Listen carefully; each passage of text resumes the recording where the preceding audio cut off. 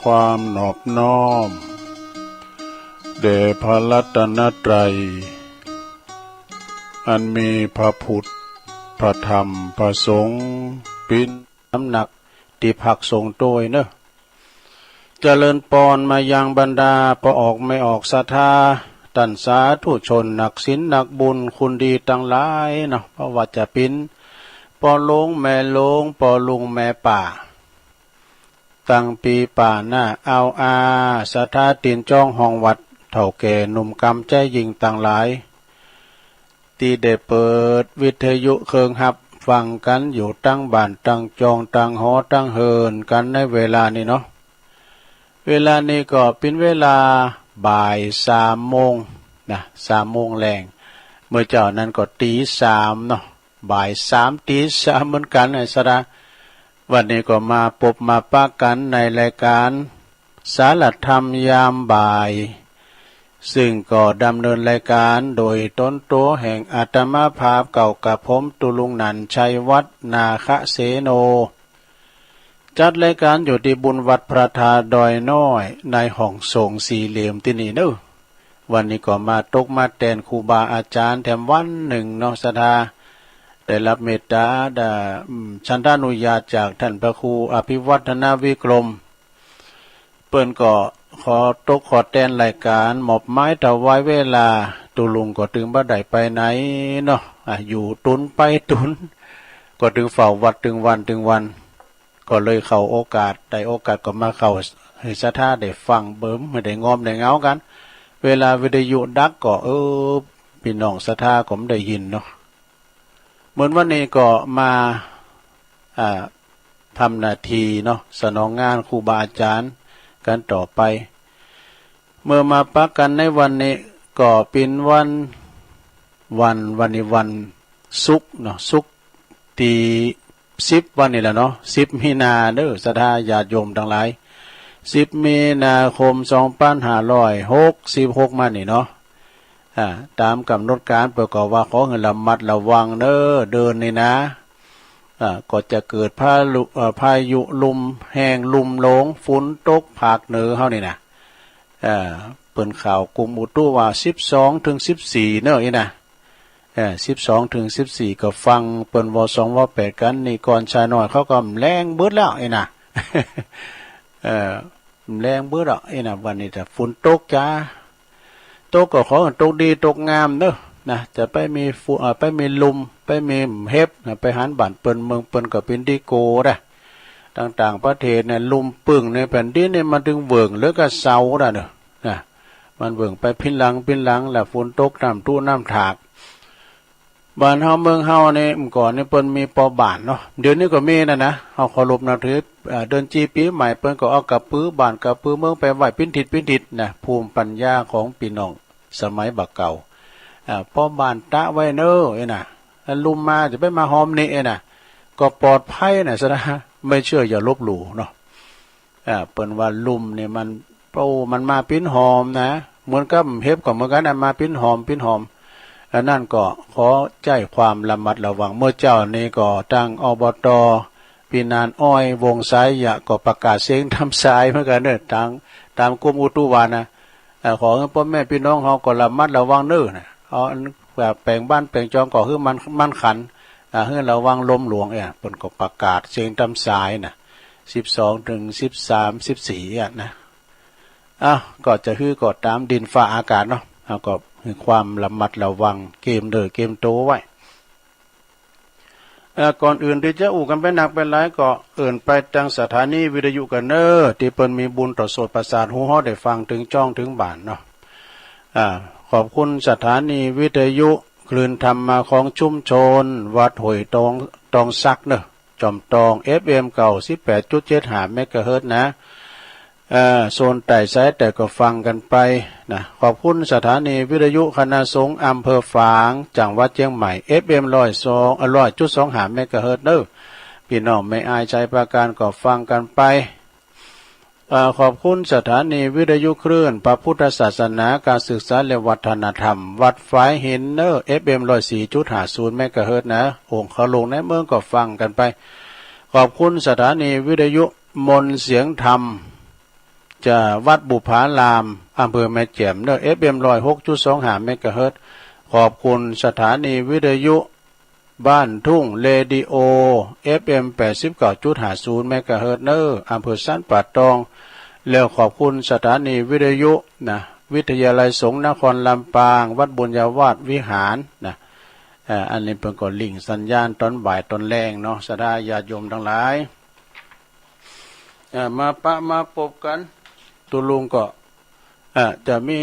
ข้อคิดตั้งในเน็ตพองนะคุ้นคว้าดูพิจารคุ้นคว้า แล้วก็จะมีข่าวสารสักข่าวสองข่าวนะข่าวที่เร่งรีบนะเร่งรีบวันนี้มาปะกันแล้วบอกเหตุการแก้วเสเวลาตุลุงก็จะอูดถึงเรื่องการสวดมนต์ทำวัดเกิดเนอะการสวดมนต์นี่เป็นการที่ว่าเเข้าพระพุทธเจ้าเข้าเฝ้าพระเจ้านะ การสวดโยโกห้องเนี่ยปฏิบัติไปถึงวันโหใจงานแต่เนาะการสวดการเทศนี่ก็เป็นหน้าที่ของพระสงฆ์องค์สามเณรเจ้าฉะนั้นการสวดมนต์นี่มีความสำคัญอย่างใดเฮาก็จะมามาจากันแล้วก็จะเล่านิทานโดยของอะไรเนาะเอาเฮามาฟังสวดมนต์ก่อนเนาะมีความสำคัญอย่างใดนะ สวดมนต์นี่นะสาธาญาติโยมดันหลายเป็นการเข้าเฝ้าพระพุทธเจ้าอย่างแม่บุญพินอ่ำโคตรวาน่ะได้เข้าเฝ้าพระเจ้าโดยตุลุงแล้วการสวดโยโกห้อนี่เป็นการปลุกเสกตัวเก่าโดยนะถ้าว่าวัดใดนะได้สวดมนต์ตึงเจ้าตึงแรงในเปิ้นหลักการสวดมนต์นะฝนจุ่มเย็นอย่างที่วัดพระธาตุโดยน้อยในซัมเตอร์ฝนตกสิเขาก็ว่าละผ่าเว้ยหลวงพ่อพอเดิมสวดมนต์อะไรเงี้ยก็เดี๋ยวละเน้นตีละกัง เดี๋ยวเอาอยู่ดูหลักการสวดมนต์นะสดาญาติโยมทั้งหลายการสวดมนต์เนี่ยมันเป็นการทบทวนบทสวดเฮาโดยนะมันเป็นคาถาออกจากพระโอษฐ์ของพระพุทธเจ้าทางนั้นนะและมันได้ดีอย่างหนึ่งนะเพราะว่าการเฮาสวดมนต์แล้วนั้นรับฝันดีนะรับดีฝันดีแผ่เมตตาให้สัมภสัตทั้งหลายนะแต่ตุลุงมันอย่างเดียวนำก่อนนะตุลุงบวชใหม่เนาะการไปเข้าขึ้นเต้นในเป็นสวดมนต์บุรุษสัทธาในเหลืองหาสัทธาในลายหูลายตาหมดแหละเพื่อก็พอทุเจ้าสวดมนต์เนาะกันบทได้ที่มันตุลุงสวดได้ตุลุงจกเอาละเนี่ยเอาหมากฝรั่งมาเกี่ยวละน้ำไง แต่ปากมันโต้งเหมือนเปิด เวลาสวดได้นะแต่งจักเอาหมากฝรั่งมาเกี่ยวละ เดี๋ยวซ้ำดีกับหลวงปู่โตได้ดีอย่างนึงเลยนะกว่าที่สงของแมทเนี่ยกะก็เวลาไปสวดมนต์ตันก็บทปนสวดดังไงอะเขาก็ซีพินทาไปนี้ตัวที่6ที่7กันเนาะตั้งลุมกับลายหูลายตาพุทธสัทธาก็พอให้ได้เนาะมันก็สวดมนต์กันบทได้ที่มันได้ใช้ยาชานาเนี่ยอะไรห่อแต่งย้ำมันปิดปากมันนี่มันจะหูใจหันในนอกเขาได้มันได้หูอ่ะ เขาทาเหมือนกันเนอะอันแมทนี่นะเป็นละเนอะ พังก็อดมุลีได้เลยอ่ะอันนี้ก็เป็นการสวดมนต์ในลงเนอะบทสวดนี่มันก็ไม่ใช่เหมือนกันนะลุงนะถ้าว่าไปสวดเทิร์นใหม่เนี่ยเจริญพระพุทธมนต์ยันตว่าเนี่ยหลวงพ่อเป็นประชุมพระสงฆ์วันนี้เป็นวันเกิดของสมเด็จพระมหารัชมังคลาจารย์สวดมนต์หลวงเนี่ยวันในสวดมนต์หลวงด้วยสวดมนต์หลวงแต่ก็บทสวดเนี่ยกันเอาไปงานข่าวดำประกอบสวดทำอย่างหนึ่งนะกุศลธรรมะอกุศลธรรมะอย่างกะเนาะเราเดินในปนไหวเนี่ยไปตะบนว่าไปไหวอยู่นะพระสวดผีป่ะนะเนี่ยก็ไปปีนอย่างก่อเขาไหวเนี่ยก็ดีแล้วเขามาอู่กันแข่งตัวเจ้าสวดเนาะมันต้องไปเกิดไปเกิ่งบนเนอะเปิ้นไหวเปิ้นเตะทำก่อนเนี่ยโอ้คุณทำก่อนนี่เปิ้นขันตีนะลงเนี่ยพระน้อยเตะนะแล้วก็มันก็เตะมีนาหลายหอมเนาะคุณเฒ่าเปิ้นตั้งใจฟังแล้วก็ไหวจนว่าจบดูเฮาในปวดแขนดู เพิ่นไหวจนว่าจบนะหลงนะโอ้ฟังแล้วก็นั่งนะบางพองมาเนี่ยเอาเสาวิหารเป็นสารนาที่ปึง บางก็มู่ลุยลายก็นอนเนี่ยนะแต่บางคนเนี่ยเป็นมึนนะสะท่าเนาะฉะนั้นการสวดมนต์นี่นะสะท่าญาติโยมทั้งหลายตัวเจ้าคณะหนึ่งเปิ้นไปเข้ากรรมกับคนเนาะสวดมนต์นะลูกค้าเทวดาเปิ้นก็ลุงจากตุนไม้หมดลูกแล้วก็กำหนดเข้ากรรม7 วัน7 วันมันโมนทีเดียวว่ะ แล้วก็มันออกอ่ะสัตมีสัจจากันหมดเนาะออกก็อันปุตโตตีบบุตรเทวดาผีแต่เก่านั้นมันก็มาหลอกอ่ะมาหลอกตัวเจ้าตัวเจ้าก็กลัวผีเหมือนกันเนาะเพิ่นก็ไปเข้าเฝ้าพระพุทธเจ้าพระพุทธเจ้าก็ว่าปากันหยาดน้ำแม้ก็เอากะละนีเด้อเอากะละนีก็เพิ่นก็เลยสวดกะละนีกันนะลงเนาะ อันนี้เป็นการสวดมนต์ทำวัดเนี่ยลงเด้อจะเป็นหลักการสวดมนต์ทำวัดนะวัดใดที่เปิ้นสวดมนต์เป็นประจำนะปุตโตเปิ้นว่าเกิดลาภสักการะด้วยนะคุณเข้าคุณมาไหวมาสังไงเนี่ยมาไหวมาสากันเนี่ยวัดเนี่ยสัทธาญาติโยมเจิญทำบุญกับวัดอย่าแม่เพ็ญจังหวานะทำบุญกับวัดเป็นสิริเป็นมงคลแม่เพ็ญว่าสักเตือนเนี่ยเดี๋ยวตุลุงทวาลืมพอนะวัดเป็นสิ่งที่ศูนย์รวมจิตใจนะไปวัดไปวาไปทำบุญไปอย่างกุศลสิ่งต่างๆนะก็เดียวนี่ทานเรื่องวัดด้วยเนอะก็เดียวนะเนาะอันมีเก่าวัดดังต่อไปนี้1วัดความคิด2วัดความดี3วัดความดัน4วัดความจำ5วัดหัวใจ6วัดสายตา7วัดสังขาร8วัดสันดาน9วัดหัวใจนี่วัดหัวใจยี่2เติมใจก้านะพิษไปกันไม่เพี้ยนเนาะวัดหัวใจ2เติมกันนี่วัดความคิดเนี่ยความคิดเฮาคิดดีหรือคิดห้ามเดี๋ยวนะหลงคิดดีว่าคิดห้ามเดี๋ยวนะคิดดีกันเนาะ2วัดความดีก็คือเฮาเคยมีดีหรือไม่เนี่ยมีดีหลงมีดีเหรอมีเหมือนกันหมดดีเนาะ3เฮามีความดันความดันสูงความดันต่ำโอ้ความดันนี่สำคัญนะขึ้นเลย80นี่นะหลงแล้วว่า180นี่นะเพิ่มฉีดยาวัคซีนเนอะกันเลย80นะอันตรายความดันสูงความดันต่ำในเพิ่มฉีดวัคซีนนะความจำแล้ววัดความจำเดี๋ยวนี้เฮาจำได้เฮานี่ก็ขี้ลืมเหมือนกันนะหลงก็ว่าโตอันฉันเข้าก้ามยาน่ะแต่กึดไป70,000บ่ถ้าว่าลาบผมใจนะเดี๋ยวกันเด้อกึดบ่กันเด้อแต่ทำเผอนี่ จอพักปังแกงพักละเนาะวัดความจำนี่ถ้ามันเลย60ไปในซัมเตอร์นี่อัลไซเมอร์นะซะนะอย่างตุลุงนี่ดีหน่อยเพราะว่าได้คุ้นคว้าใจสมองด้วยบริหารสมองนะเนี่ยตุลุงมาออกรายการในตุลุงคุ้นคว้านะซะนะเรียกว่ารับนอนอยู่เอ็มใจนะเอาทำมาเลพองก็เอาอันนั้นอันนี้มาเตอก็เปิ้นสูงไล่สูงยามากก็อ่านคติธรรมเนี่ยความจำดีหรือไม่วัดหัวใจแล้วหัวใจติ่นโวยอยู่หลงหัวใจติ่นจ้าก้าหัวใจเฮาเนี่ยนะซะนะเวลาเฮาโหดเฮาเกณฑ์มันติ่นแห้งนะเลือดจะสีขึ้นหน้าแดงก่ำวะนี้นะ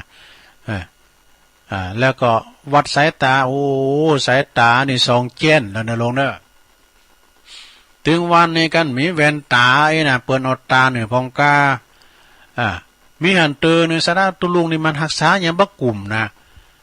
ไปเป็นโคศกปุ่นวัดพระบาทตากผานั้นกองนี่มันก่อนมันเป็นตูเจ้านั้นกองนี่มันเป็นตูเจ้าในสมัยนั้นตุปีเสมท่านพระครูพิสารวุฒิคุณเดี๋ยวนี้เปิ้นเป็นตุหลวงอยู่ที่น้องสอยป่ะสมัยนั้นเปิ้นยังอยู่ที่วัดพระบาทนั้นกองนี่สวดมนต์เน็ตขนาดธรรมจักรอย่างนี้นะได้หมดนะแล้วมันสิงหาลาเพศไปทางสายตาไปทางแว่นตาน่ะตุลุงเอาอีกดีกว่า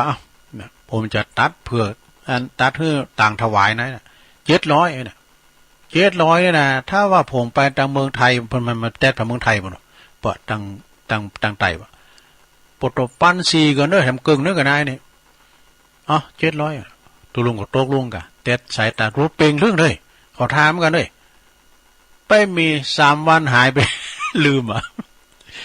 ทางหันมานี่ไปมาถามดึงแต๊ดก็ตาไปรอเอา3อัน100ซับเดก็อัน80 90ก็เขาถามกันเด้อซะนะนั้นของว่ามันใจกระจกนะตุลุงอันนี้มันเป็นยางพลาสติกนี่นะก็มันหันอยู่นี่อย่างใส่เดี๋ยวนี้กันใส่ก็หันตา2แก้นสายตาบ่ค่อยดีเนาะสายตามันก็ต้องใส่แว่นนะก่อนนี่ไปว่าคนเฒ่าเสหูขิมตะอีก็ไม่ได้พี่ตายแม่นานลูกมาแล้วตอนนั้นคืนมันเสหูขิมไว้แม่แล้วน่ะตะอีก็ไม่ได้น้อง เห็นหน่อยสู้ตั้งแต่หูมันถึงหูแต่ถ้า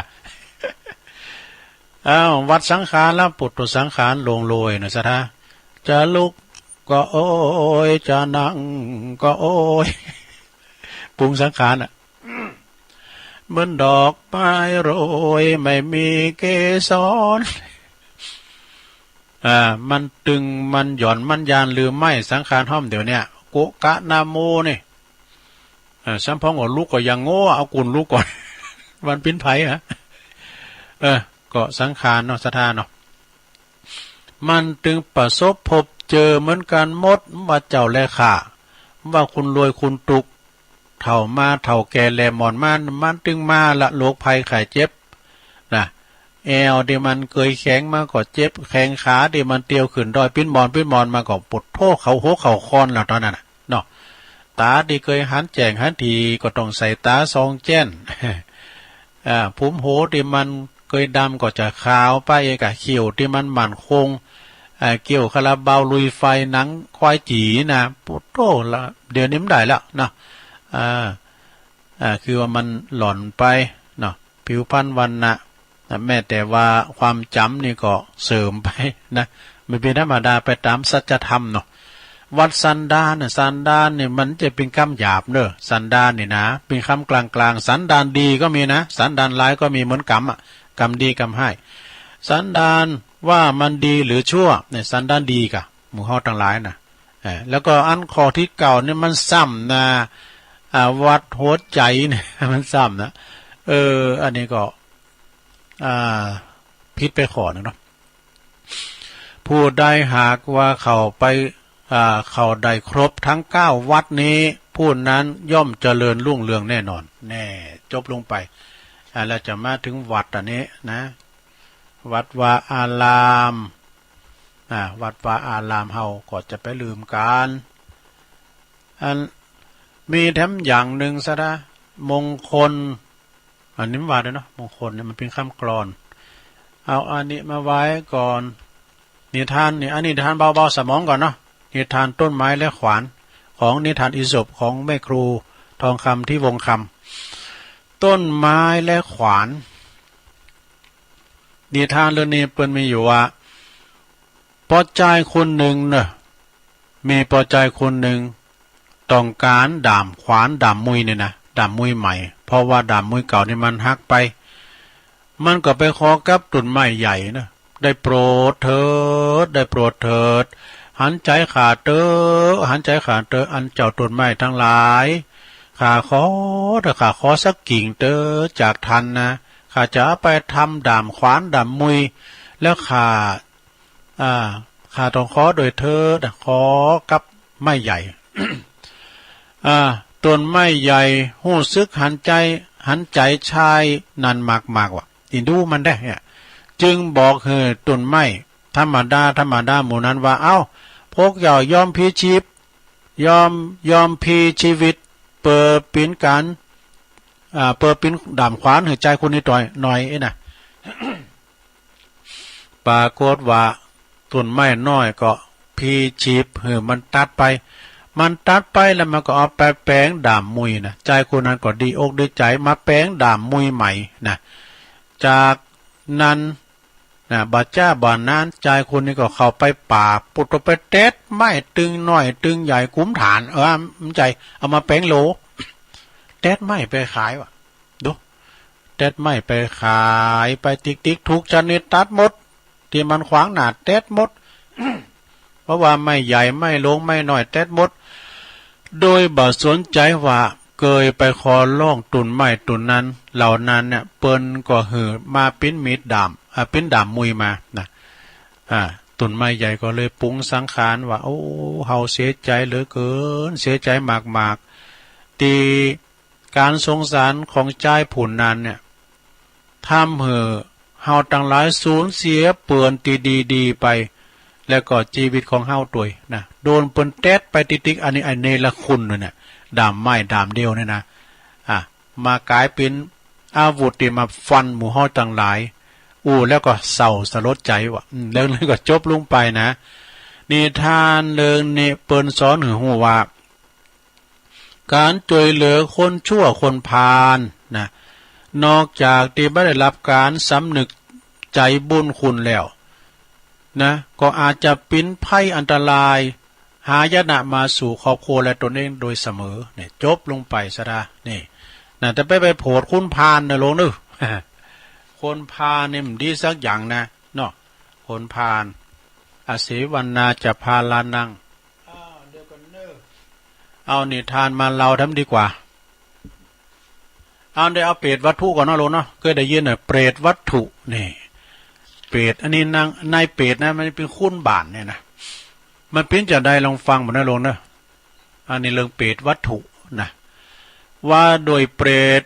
ที่ถูกน้ำกรดสาดแสบแล้วก็เปิ้นปาดเอาเนื้อไปกำหยังอันนี้นะพระมหากัสสปะมหาเถระเปิ้นถามเปรตตนหนึ่งว่าโอ้ตันยืนอยู่ในอากาศมีกลิ่นเน่าเหม็นฟุ้งไปและก็มีหมูนอนปากันมาบ่อนซ่อนกินในปากของท่านแล้วก็ปากของท่านก็มีกลิ่นเหม็นไปแม้แต่ท่านของท่านเนี่ยนะเมื่อก่อนท่านอยู่ในเมืองมนุษย์โลกเมืองคุณท่านทำกรรมอย่างไว้ท่านทำกลางอย่างไว้เพราะการฟุ้งไปแห่งกลิ่นเหม็นนั้นนายนิรยาบาลหรือว่าจ่าย่อมพิบาลเนี่ยนะก็เอาผ้ามาปาดเอาสตราวุธมาปาดพระเสริญอดิปากเขานะที่อื่นก็มาอดิปากเขานะวะมาปาดของท่านปาดเอาปากของท่านไปอยู่เนืองเลี้ยวปลายมป้อเนี่ยก็เอาน้ำกรดมาสาดมาหดท่ามือความแสบที่ปากเนื้อ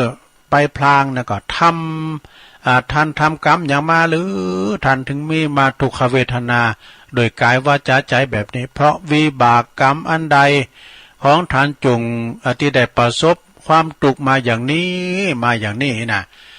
อันนี้ท่านพระมหากัสสปะเถระเจ้าเปิ้นถามเปรตตนหนึ่งเนาะเปรตตนนี้เปิ้นก็ตอบว่าอย่างอี้นะลงเนอะ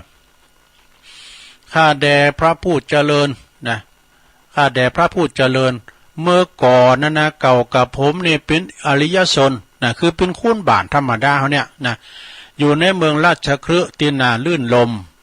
มีภูเขาล้อมรอบหมดว่าปัญจคีรีนครข้าพระเจ้านี้จะเป็นคุ้นธรรมดาสามัญมีลูกมีครอบครัว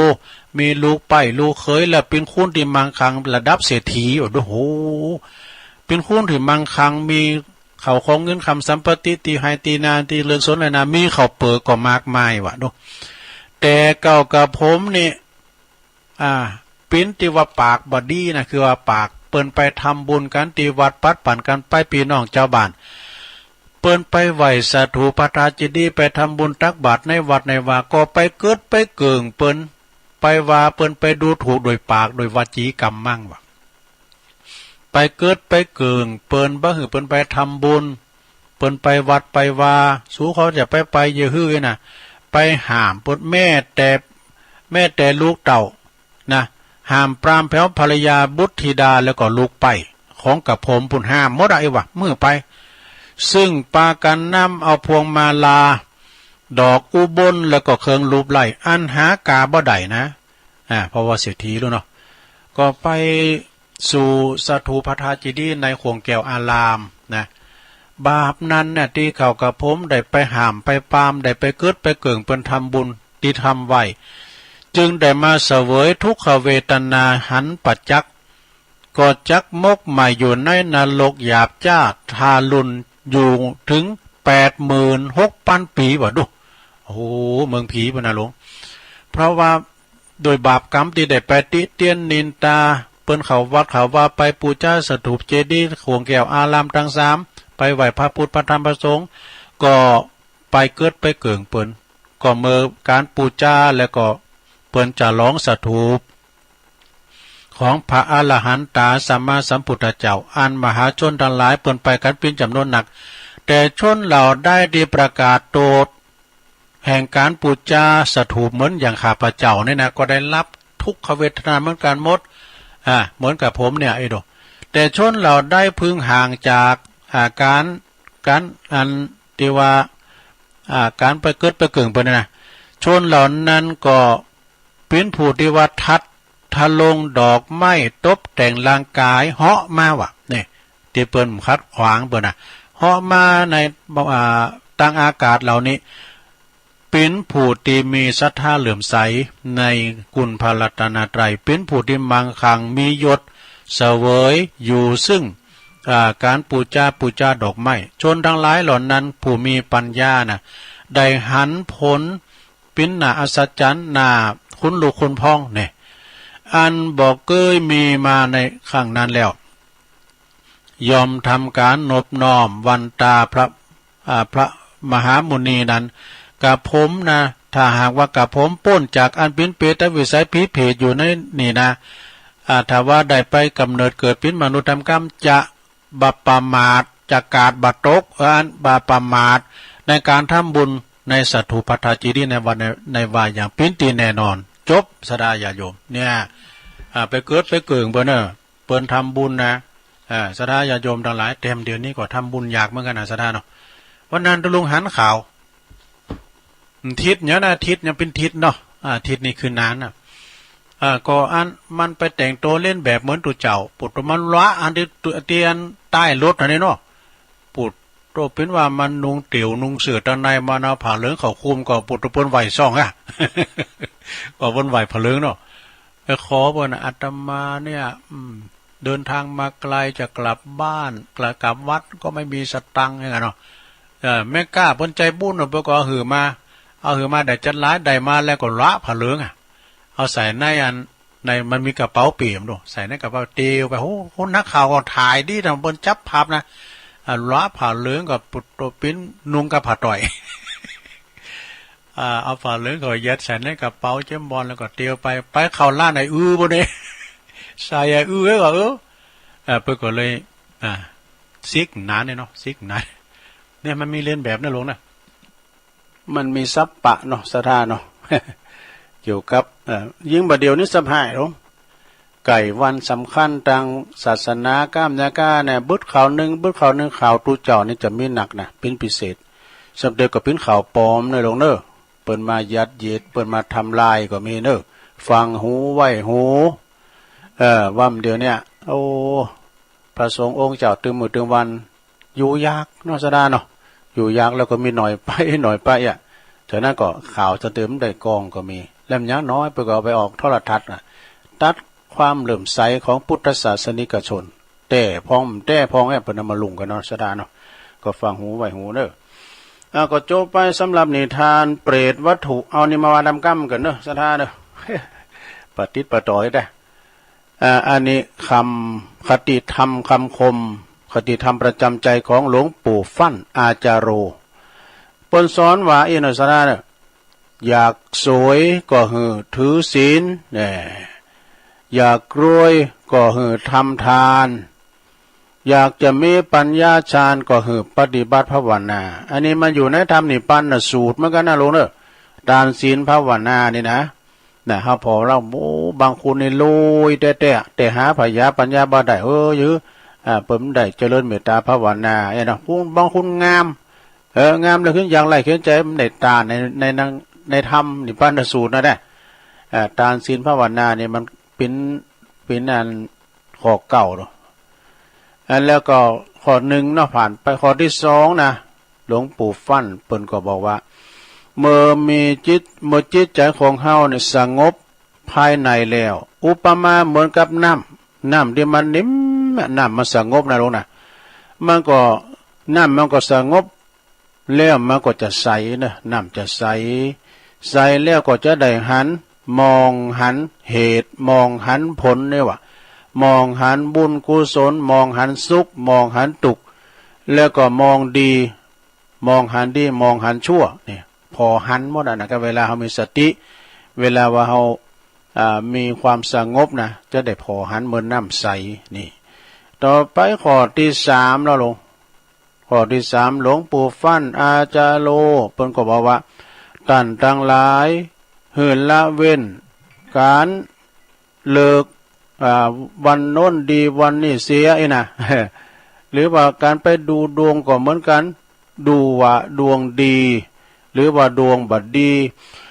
ผูกดวงกาผูกดาวกานะเปิ้นว่าโอ้จำเตอก็เป็นการหลอกลวงกันเหือวุ่นวายก็มีว่ะเดือดร้อนทางนั้นไอ้ดอกในต่างพระพุทธศาสนาบ่ใจว่าบ่ใจว่าอย่างนั้นบ่ว่านะดวงดีดวงบดีบ่ใจมาจากเทวดาบ่ใจมาจากฟ้าบันดาลบ่ใจว่าอากาศบ่ใจว่าเป็นอากาศโอ้โดนบันดาลดวงดีก็คือใจของเฮาดีนี่ใจเฮาดีนะบ่มีกิเลสบ่มีโทสะแล้วก็ใจเฮามีหยังมีความสุขมีความสบายนะเมื่อใจเฮามีความสุขมีความสบายแล้วนะดวงเฮาก็ดีดวงเฮาก็ดีก็คือใจของเฮาดีเมื่อว่าเฮามีหยังมีความสุขความสบายแล้วเมื่อใจเฮาสุขสบายแล้วทำหยัง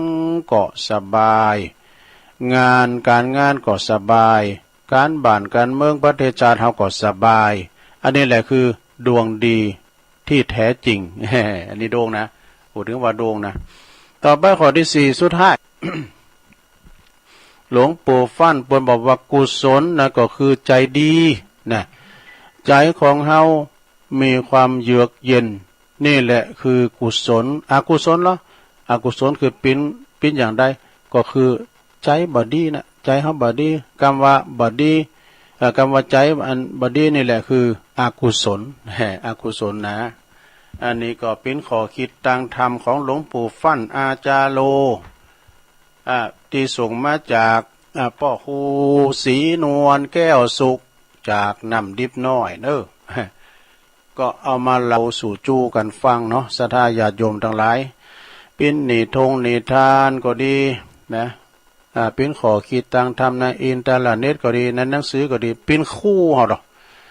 เป็นคู่เฮาในหนังสือน่ะเปิ้นแนะนำนะเหมือนกับขิมทิศเฮาจะไปทางใดอย่างทางใดน่ะเนาะเนี่ยทำนั่นก็ทำนั่นก็เป็นหนังสือนั่นนี่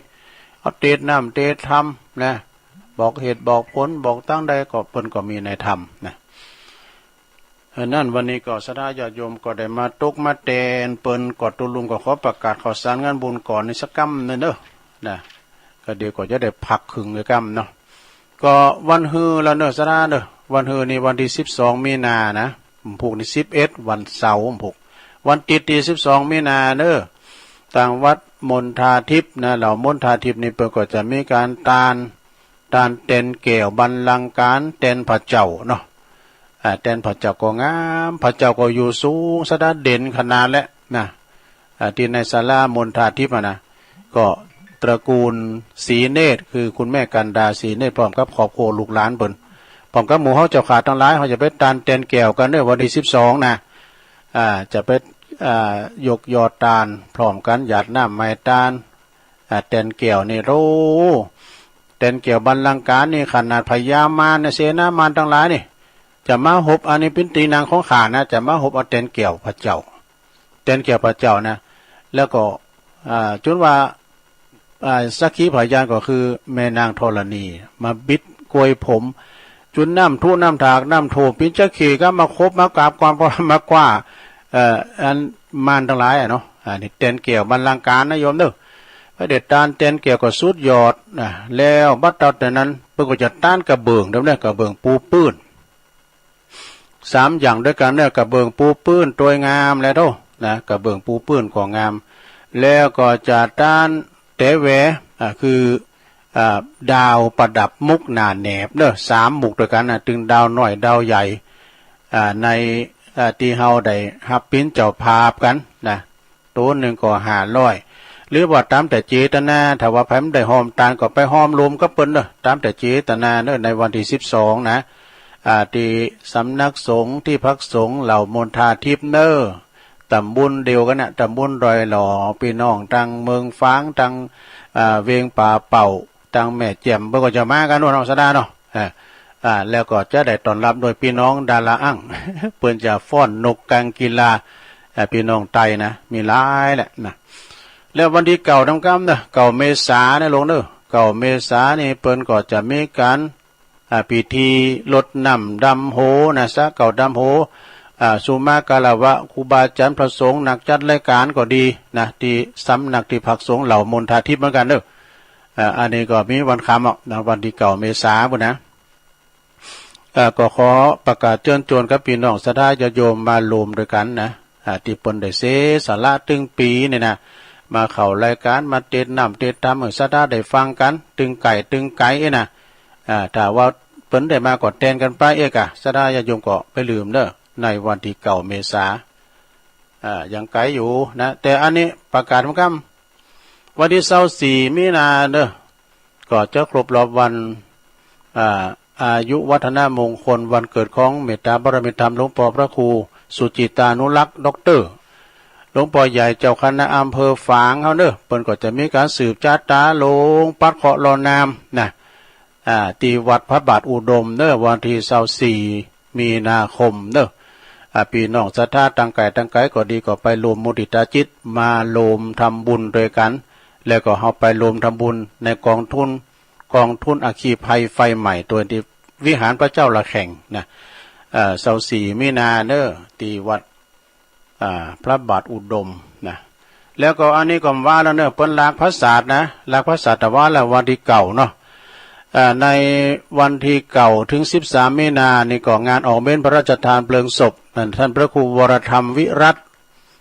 ครูบาคำมูลเนอะตุลุงคำมูลอดีตเปิ้นปิ้นเจ้าอาวาสวัดโสพนารามตำบลดอนแก้วอำเภอแม่ริมก็เปิ้นลากวันสรีระลางของท่านพระครูลงจากวิหารไปนอนในปราสาทเมนใหม่นกหัสดีลิงปิ้นตีเรียบร้อยแต่ละคืนประกอบจะมีการเทศน์นำเทศน์ธรรมมีสวดพระอภิธรรมเนอะก็ไปรวมบุญด้วยกันเนอะที่วัดโสพนารามนะพระจะไปหับโพงตาลพระจะไปหับสังก็เจิญกันได้เนอะติดต่อได้ที่ท่านพระอาจารย์อรุณโชติปัญโยรักษาการนะเอาทำงานหนึ่งศรัทธาญาติโยมทำงานหนึ่งเอามาอีกก่อนนะพวกนี้ก็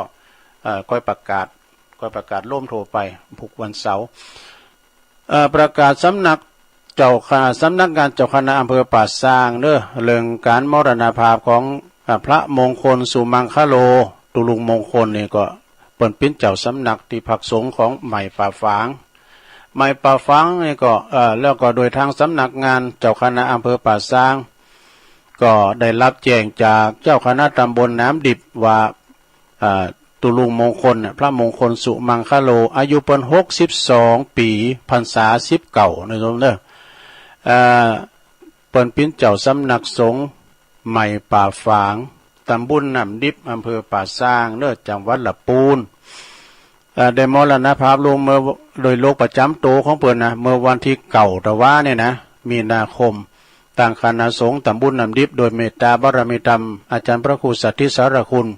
เจ้าคณะตำบลน้ำดิบก็เป็นแม่งานใหญ่เป็นประธานในการตัดส่งสการตั้นขับพร้อมกับคณะสงฆ์พร้อมกับคณะศรัทธาเด้อเปิ้นก็จะได้มีการลดน้ำส้มนิ่มว่าละนะเปิ้นจะได้ส่งสการตั้นขับกันในวันที่16นะลงเนอะนี่ข่าวออกมาละ16 มีนานะเปิ้นจะได้ประชุมเพลิงเลยนะเอาไว้อยู่7 คืน 8 วันจากนั้นก็ขอประกาศเชิญชวนพี่น้องที่อยู่ตามเฮียมกิ้มไก่เคารพนับถือในต้นโตของหลวงพ่อมงคลสุมังคโลนะก็ไปรวมทำบุญส่งสักการตั้นขาบเด้อในวันที่ถึงวันนะวันที่16นั่นก็เป็นวันประชุมเพลิงศพนะอันนี้ก็เป็นข่าวสารงานบุญเนาะก็ขอประกาศศรัทธาญาติโยมไปรวมบุญด้วยกัน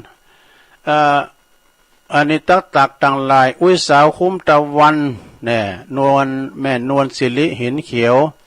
แม่จันสมนะแม่ตอมนี่อยู่ปุ่นป่าสร้างหน่อยฟังอยู่แม่ยายจันเรือนใสแม่จันก็ฟังอยู่เวียงตากการพระครูสุทัศน์เนอะอันนี้นางเหลวปุ่นนะ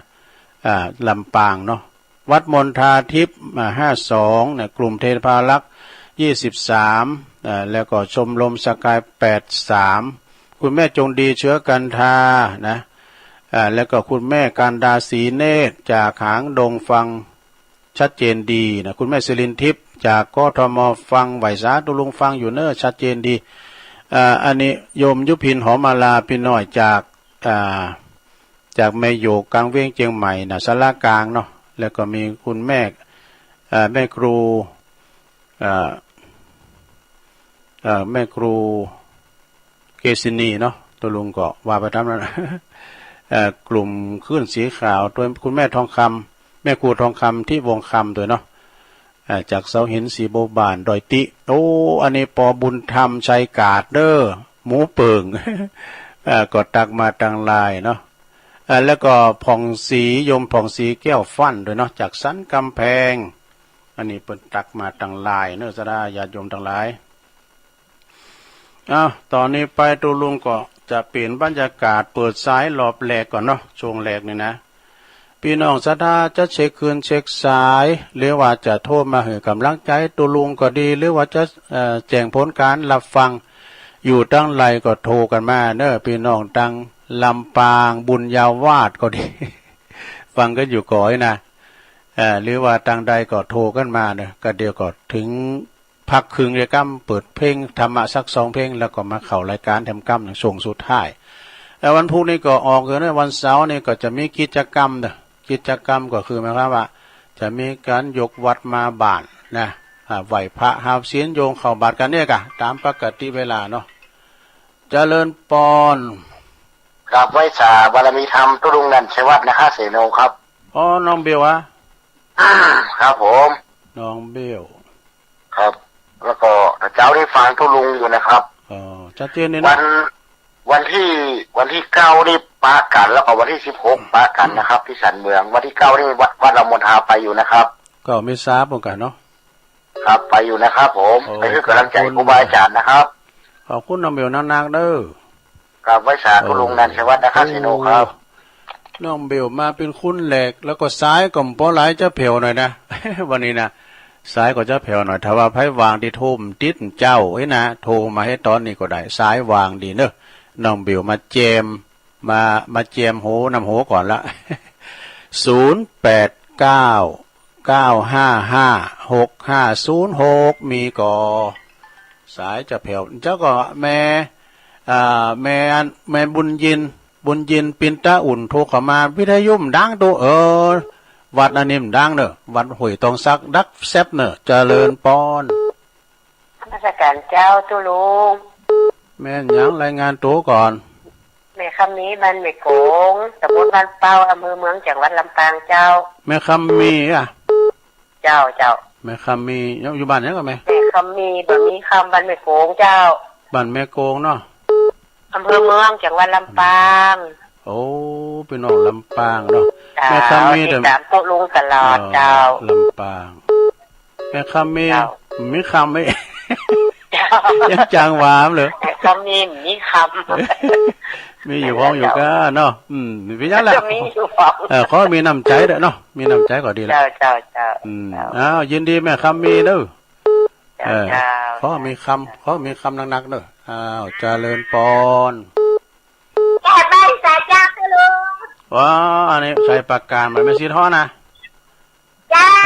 น้องโบมาแล้วน้องโบใส่ปากกามาแล้วใส่ปากกาพระอุดมชัดเจนดีนะเจ้าวันนี้อันเสียงหลวงก็กล้ามเจ้าเสียงขอในเสียงหลวงนะเสียงอย่างนั้นขยาเสียงมาหลวงแล้วเจ้าปกติเจ้าตุปีโจแปลงแล้วกันแต่อันนี่ก็ยินดีหลายๆเด้อบุญรักษาสาธุเตียนหอยต้องซักนี่ดังเด้อดักวิทย์เด้อตัวลุงก็เช็คระบบแล้วนะแต่เน็ตนี่ดังนะเน็ตนี่ดังแต่ว่าประยุมดังเจริญปอนว่าเจ้าแม่บัวพัดเจ้าตอนนี้เป็นมวยเต้นเนาะแม่บัวพัดกุหลันเนาะได้เงินที่ได้ไปวันแรกสำเร็จโดยพระครูบุรพาชกรรมแต่เปิ้นเฮยอยู่เฝ้านะกะเฝ้าเสานะกะนั่นอยู่ต้นไปต้นน่ะรู้ถ้าลุงต้องเป็นคนกับจอนคนเท่าเงามันหน่อยว่าสมัครเนี่ยลุงเนาะชัดเจนดีเนาะขอบคุณเด้อเจ้าสาธุแม่บัวพัดกุหลันน่ะวันที่24เด้อพากันไปประสืบจัตตาหลวงไปมุทิตาหลวงพ่อเจริญปอนภาษาครับท่านโอ้ปอลามเซนมาแล้วครับผมปอลามเซนน้องโบหายเป็นเมินเลยไปหายเลยเขาแล้วนี่มันติดงานจะลงเลยดอก นัดเดียว เนี่ยจะลงอ่ะ ตุลุงก็ตุลุงก็ชิกตัวไว้พองเอาไว้เห็นการเน็ตน่ะปิ้นหงการเน็ตน่ะไปหลินตัวแฮไหมก่อนนี่ล่ะไปหลินตัวแฮไหมก่อนเอาไว้การเน็ต เดี๋ยวนี้โต๊ะงานละเห็นไปไหนล่ะเฝ้าวัดหลวงพ่อเพิ่นก็ไปประชุมพ่อล่ามหนองบัวพ่อล่ามเซียนชัดเจนเด้อเหรอก ำลังใจเด้อท่าน โอ้ขอบคุณหลายๆเด้อพอลามเซียนเนี่ยโอ้เปิ้นปิ้นปอลามมาดึงวันน่ะเขากำน้องโบนะก็ขาน้องโบนะเจริญปอน ไหวสาเจ้าทุลุง แม่อมร เจ้าวันนี้ผมพอได้ฟังดีไหมครับเดียยังสี่บาท ถ้าดอยขัง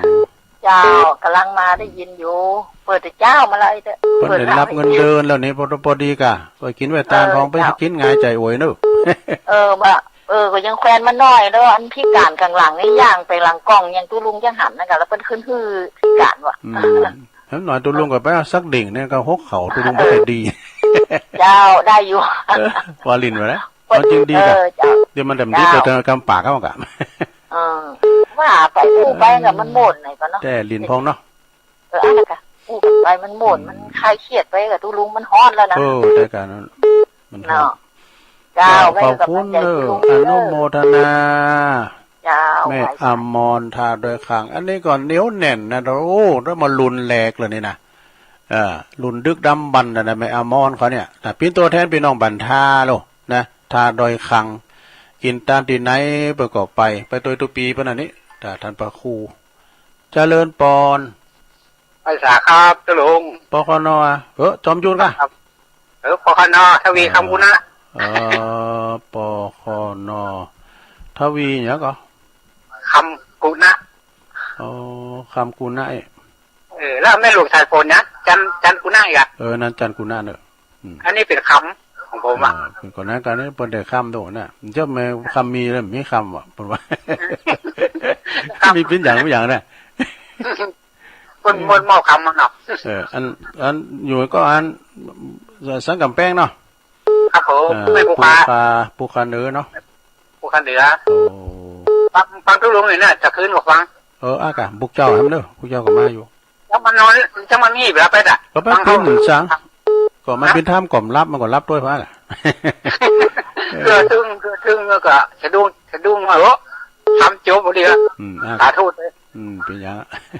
แล้วก็ขอบคุณนายเป็นนานเด้อทวีคำกุณนะครับ ผม นักมวยเก่านี่เป็นนักมวยเก่าเนอะนี่นะนักมวยเก่าโตอันนี้แม่ไม้มวยไทยนะโบโตเจริญปอน เจ้านมัสการเจ้า แม่อยู่ไหนแม่หยัง วันนี้ที่สองวันจะเข้าไปตุลุงวางตอนได้เนี่ยตุลุง แม่ครูแม่ครูทองคำที่วงคำอันตุลุง12ตุลุงก็อันอยู่ที่อันไหนกันอันอยู่ที่มณฑาทิพย์เนาะ ต้องอยู่พูดวันคำเลยแหละตอนบ่ายก็ปีกฮะเพราะว่าเพิ่นมีผักกระต้อนเดียวนั่นนี่ จับอันเข้าไปตอนไหนเนี่ยจับเด้อกูไปโดนฝนโดนลมเหตุแก่กรมอุจุกรมอุตุมันแบบนี้จะฮือหมดเนาะก็พอสถานการณ์กะเจ้าพอสถานการณ์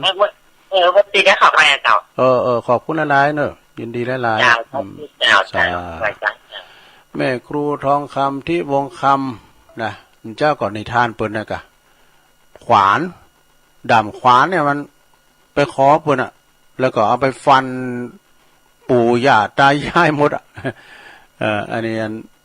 ดำมุยไปขอกิ่งกับดำมุยแล้วไปมันพอไปฟันตึงหลงตึงหลายหมดอันนี้นิทานนะของแม่ครูทองคำที่วงคำจากศรีบัวบานเสาหินเจริญปอนกรรมการเจ้าแม่บัวไข่โรงหัวจ้างตำบลพระบาทตัวเมืองลำปางเจ้า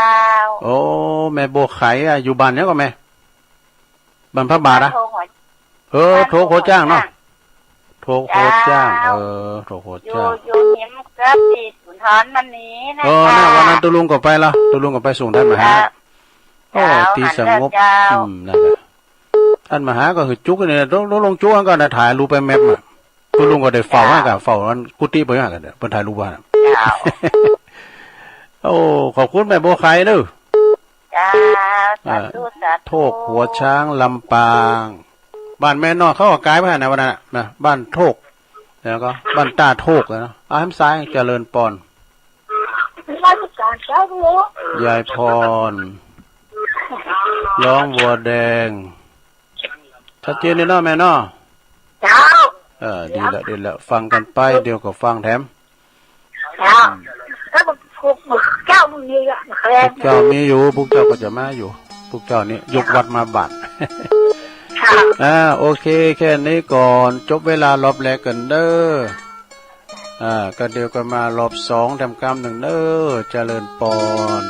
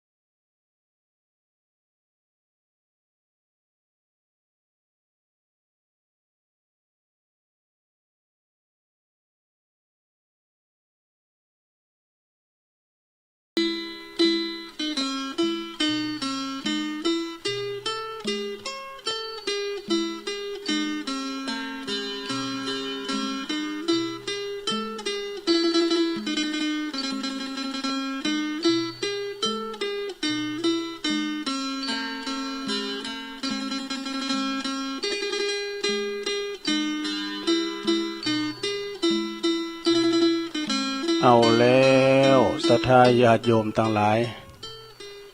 ตุลุงก็พักครึ่งเนาะ พักเบรกก็ไปจิบน้ำจุ่มคอมาเตียวไปเตียวมาก็ยืดเสียนยืดสายก็มาเข้ารายการแถมรอบหนึ่งเนาะแถมส่งสุดท้า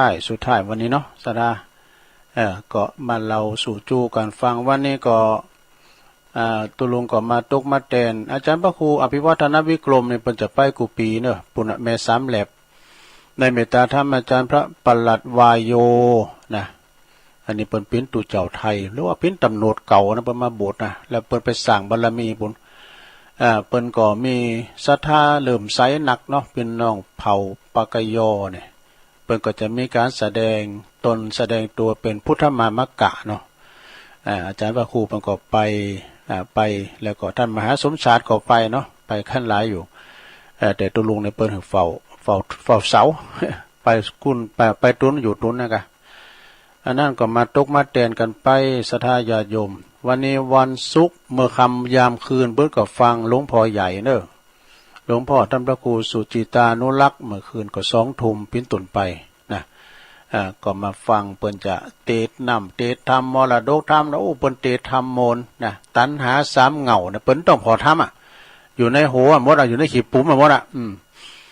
ตอนนั้นตุลุงไปงานข่าวดำเนาะเป็นมีซักเป็นปู่เป็นลุงตุลุงปอลงแล่เนาะปอลงแล่เจ้าปอปยาแล่เนี่ยเปิ้นอยู่บ้านดงปัญจะเนาะดงปัญจะแม่นก็เนาะไปก็ตอนนั้นเปิ้นก็ยังหนุ่มในบ่โลกเปิ้นมาเตธรรมนะก่อนที่เปิ้นเฮาว่าตุปีแก้วเนี่ย ยี่แก้วเนาะเปิ้นมาเตธรรมตัณหา3เหงาเนี่ยตุลุงก็มาเริ่มไสเปิ้นแต่เปิ้นกรรมทำแบบนั้นนะเปิ้นก็เตไปโมแล้วพอทำซะนะศีลจำเปิ้นดีนะฉะนั้นก็เมื่อค่ำยามคืนซะท่าเมื่อคืนบึดก็เปิ้นก็จะเตธรรมแล้วก็เปิ้นจะสวดมนต์ออนไลน์นะสืบจัตตาออนไลน์ซะท่าได้ฟังเนาะซะท่ามันหลากหลายนะ ตั้งแต่ตุเจ้าธรรมดาอย่างตุลุงเขาในจุนเจ้าคณะผู้ปกครองเนาะพระเถระแถวพระราชาคณะพระเดชพระคุณท่านเจ้าคุณประกอบมาออกมีหลากหลายนะ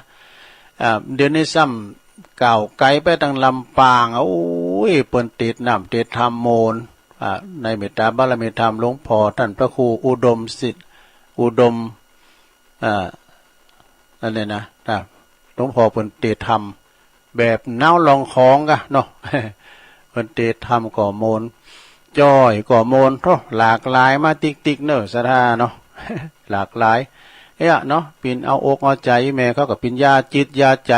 อาหารใจอาหารกายก็กินมา2 ขาบ 3 ขาบเนาะอาหารใจก่อนเนี่ยทำมาอันเป็นคำสั่งคำสอนขององค์สมเด็จพระสัมมาสัมพุทธเจ้าครูบาอาจารย์ระดับด็อกเตอร์ก็มีนะเปิ้นก็มาออกรายการมาโดยจิตอาสาเนอะศรัทธาญาติโยมเพิ่นจะได้รับอันได้เงินเดือนสักอย่างแล้วหลงตุลุงลูกเจ้าถึงวันได้เงินเดือนก็มันได้สักอย่างโดยจิตอาสาเนอะ โดยจิตอาสาโดยความตั้งใจแท้ๆเอามาคืดพอตุลุงก็มาคืดพอเนาะแต่พระครูเปิ้นก็ตุลุงแตนกำเนิดน่ะก็เฮาก็จะได้เสาะหาคุณขับรถ แล้วก็ได้เสาะหารถไปหาตั้งสถานีน่ะก็อยู่จู้ตีเจ้าจู้เก้าก้างเนี่ยเนาะมึงก่อนเนี่ย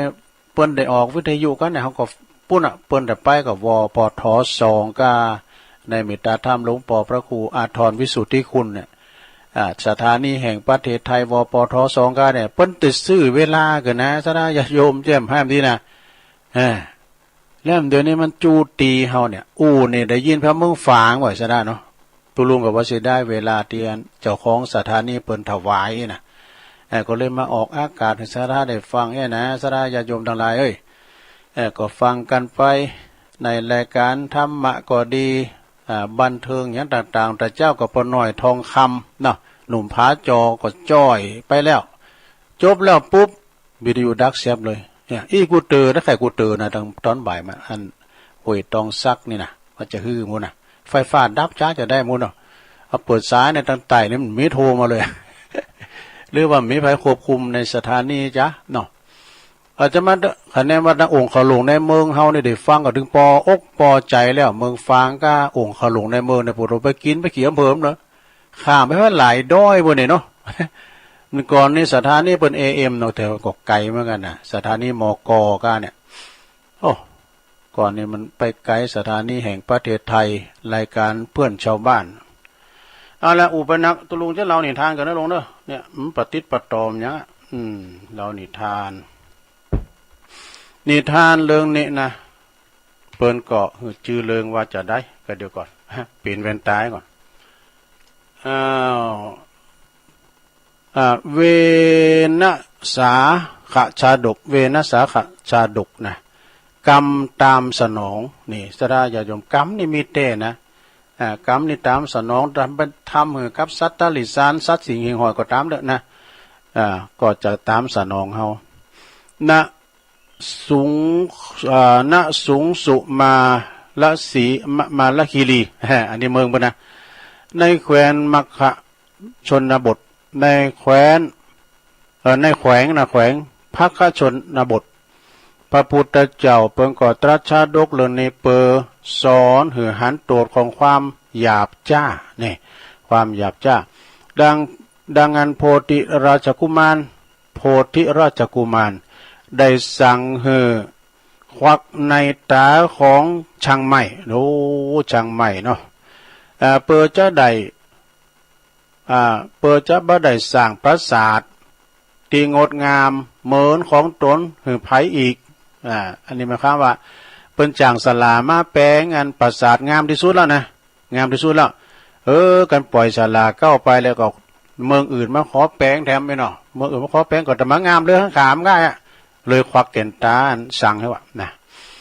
ความว่าในอดีตเนอะพระตถาคตของเฮาเสวยพระชาติเป็นอาจารย์ที่สาปาโมกนี่สอนมานพจำนวนถึง500กันนะ500คนเนี่ยอยู่ที่เมืองตักกศิลาพระโอรสของพระเจ้าพรหมทัตนามเปิ้นชื่อว่าพรหมทัตกุมาร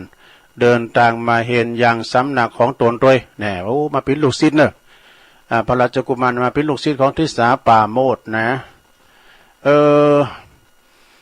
แล้วก็มาเห็นอยู่สำนักของตนเมื่อตรวจดูลักษณะแล้ว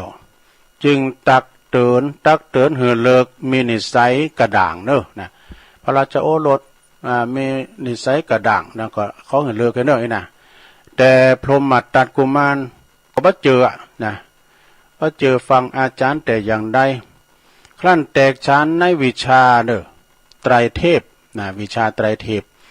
ก็เดินทางกลับบ้านกลับเมืองปาลานาสีได้ขึ้นเป็นพระราชาแทนพระบิดาเนี่ยได้เป็นพระยาจากเมืองแทนสมเด็จปอแล้วนะครั้งนั้นมีปุโรหิตนามว่าปิงคิยะนะปิงคิยะนี่เป็นปุโรหิต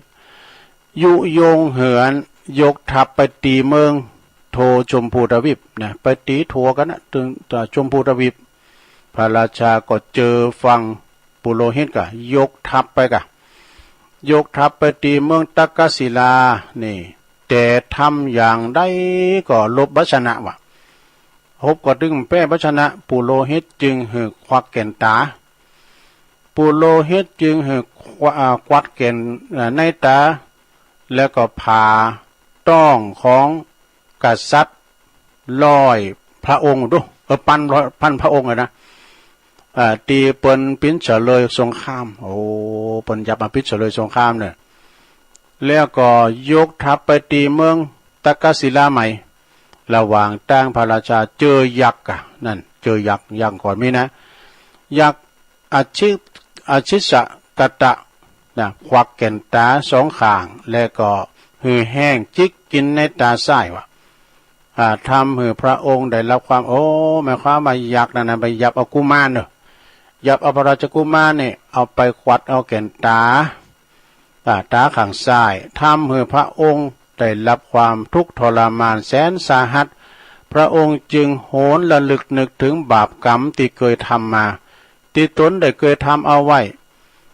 แล้วก็กรรมของพระอาจารย์เนาะอาจารย์ตักกศิลานะทิสาปาโมกป์สอนละ ขอเหือนละนิสัยกระด่างกระเดิกนั้นได้ออกเฮ้นะก็มเจอฟังเปิดก็มานึกถึงคำสุดท้ายแต่ก็สายเกินไปละ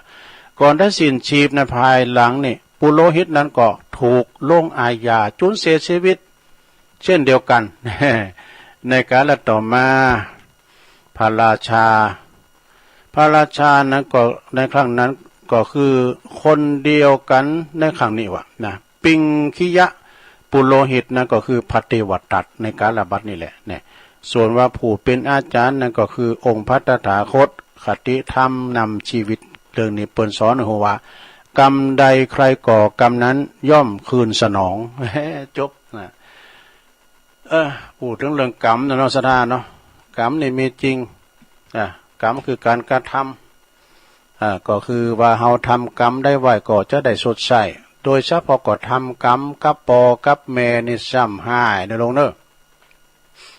มันเป็นกรรมติดโหจะโหลดมันต้องรอจาดหนามาได้มาตันจาดเนี่ยเนอะนะพอแล้วหันมาหลายนะตัวอย่างนะซะนะ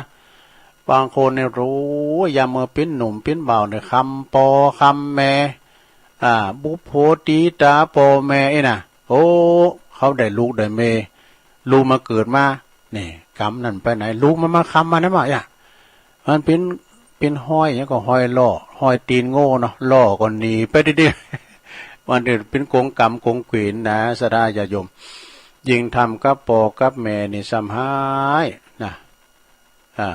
ประเดี๋ยวนี้ก็หันในคลิปในสังฆานะเนาะสังเตอนะลูกติดยุกติดยาไปขอตั้งปอตั้งแม่บ้าหือเตะตีนเอา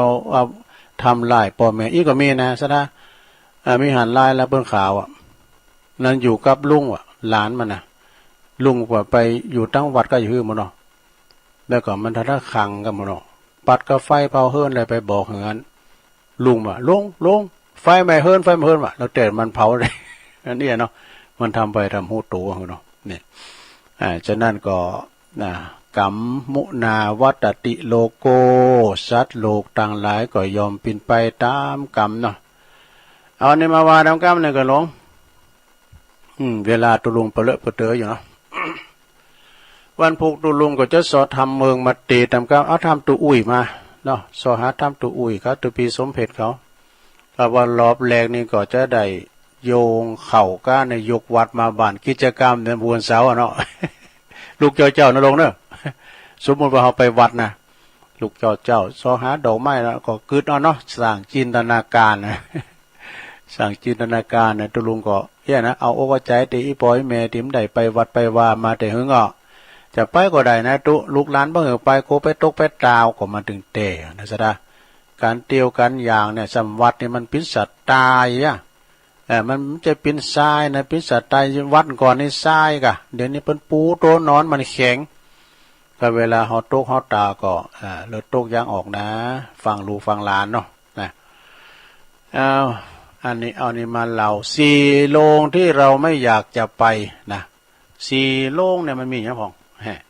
อันนี้เคยว่าแล้วเนาะมี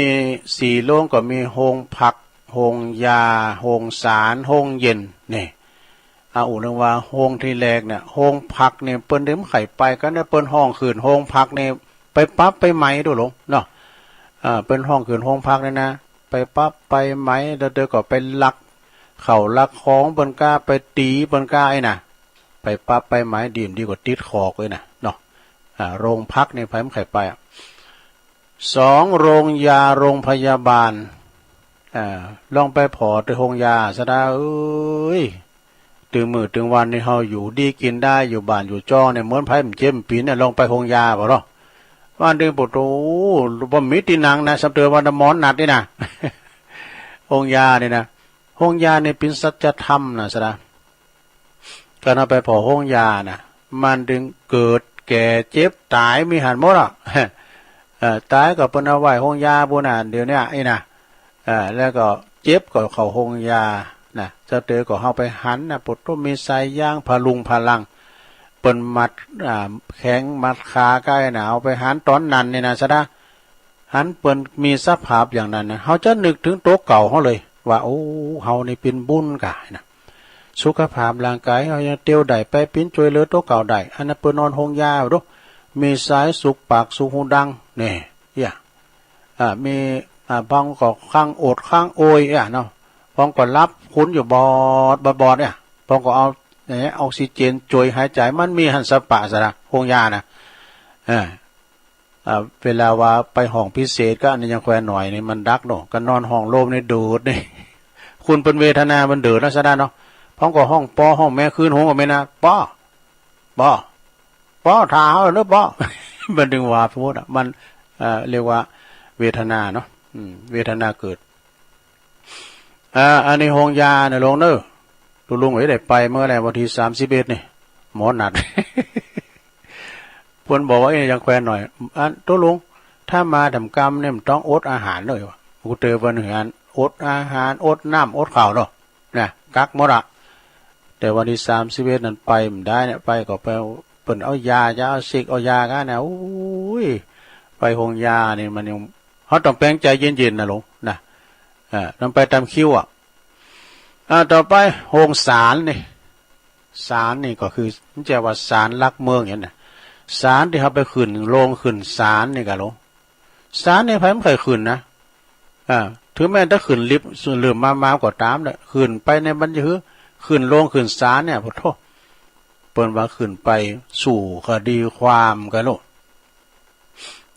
ไปฟ้องไปร้องกันโลดเนี่ยโรงศาลเนี่ยนะมันมีสปะบางทีนี้ลูกฟ้องพ่อแม่ก็มีนะพ่อแม่ฟ้องลูกก็มีนะแล้วเดี๋ยวก็พี่น้องต้องเดียวกันไปฟ้องไปร้องกันเอาทนายมาสู่กันเรื่องสมบัติมรดกโตทอดมาลุงโตไอ้น่ะเนาะ มันจึงมีนะซะนะเนาะอันนี้คือโรงศาลตัดสินศาลตัดสินไอ้น่ะแล้วก็สุดท้ายโรงเย็นนี่ห้องเย็นเนี่ยซะนะญาติโยมเนาะวันนั้นหันตุปีทูลเปิ้นได้ห้องเย็นใหม่เนาะเปิ้นมาตานโรงเย็นเนี่ยมันสำคัญซะนะแต่ก่อนเนี่ยซะนะอยู่ดีมีสุขเด้อพูนเฮาก่อนนี่เปิ้นตายกันเนี่ยเปิ้นเอาน้ำแข็งก้ามสังกายน้ำเด่นนี่เปิ้นมีโรงเย็นเปิ้นมีโรงเย็นก็ใส่เฉพาะที่คุณที่บ่มีลมหายใจแล้วนี่ลมหายใจจากไปก็อยู่ของห้องเย็นเนี่ยเป็นตีเก็บศพสลายญาติโยมทั้งหลายมันดึงได้เข้ามากันหมดและอันนั้นแหละเป็นห้องเป็นเฮิรนเฮาสุดท้าย ห้องเย็นนี่นะ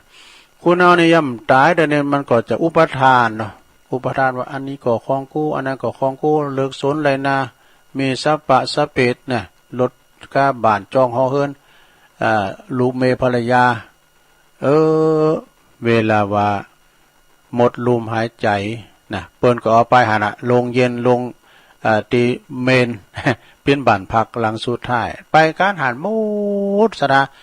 อยากดีมีจนสูงดำต่ำขาวคุณรวยคุณบ่รวยเสียงบุญไปแล้วมดลงใจไปหารมดนอนโหเป้งเดียวกันมดนะตีอยู่ตีนอนก่อนนี่บ่โทนอนบ้านนอนจองจะฮื้อผมเตือนะมีเงินมีคำก็ส่งตึกโรงพยาบาลมีลูกมีหลานก็ส่งตึกสุสานปัจจาบางคนก็ยิงใหญ่จะใหญ่ปานได้ก็ตามก็เล็กกว่าโรงเนี่ยเพลงเจเป็นว่า ใหญ่แค่ไหนก็เล็กกว่าโรงอันชีวิตคนเราก็เท่านี้พอเป็นผีก็ลงอย่าสงสัยถึงใหญ่โตคับฟ้าสักเพียงใดก็ไม่ใหญ่ไปกว่าโรงเมื่อลงนอน จับพอดีลูก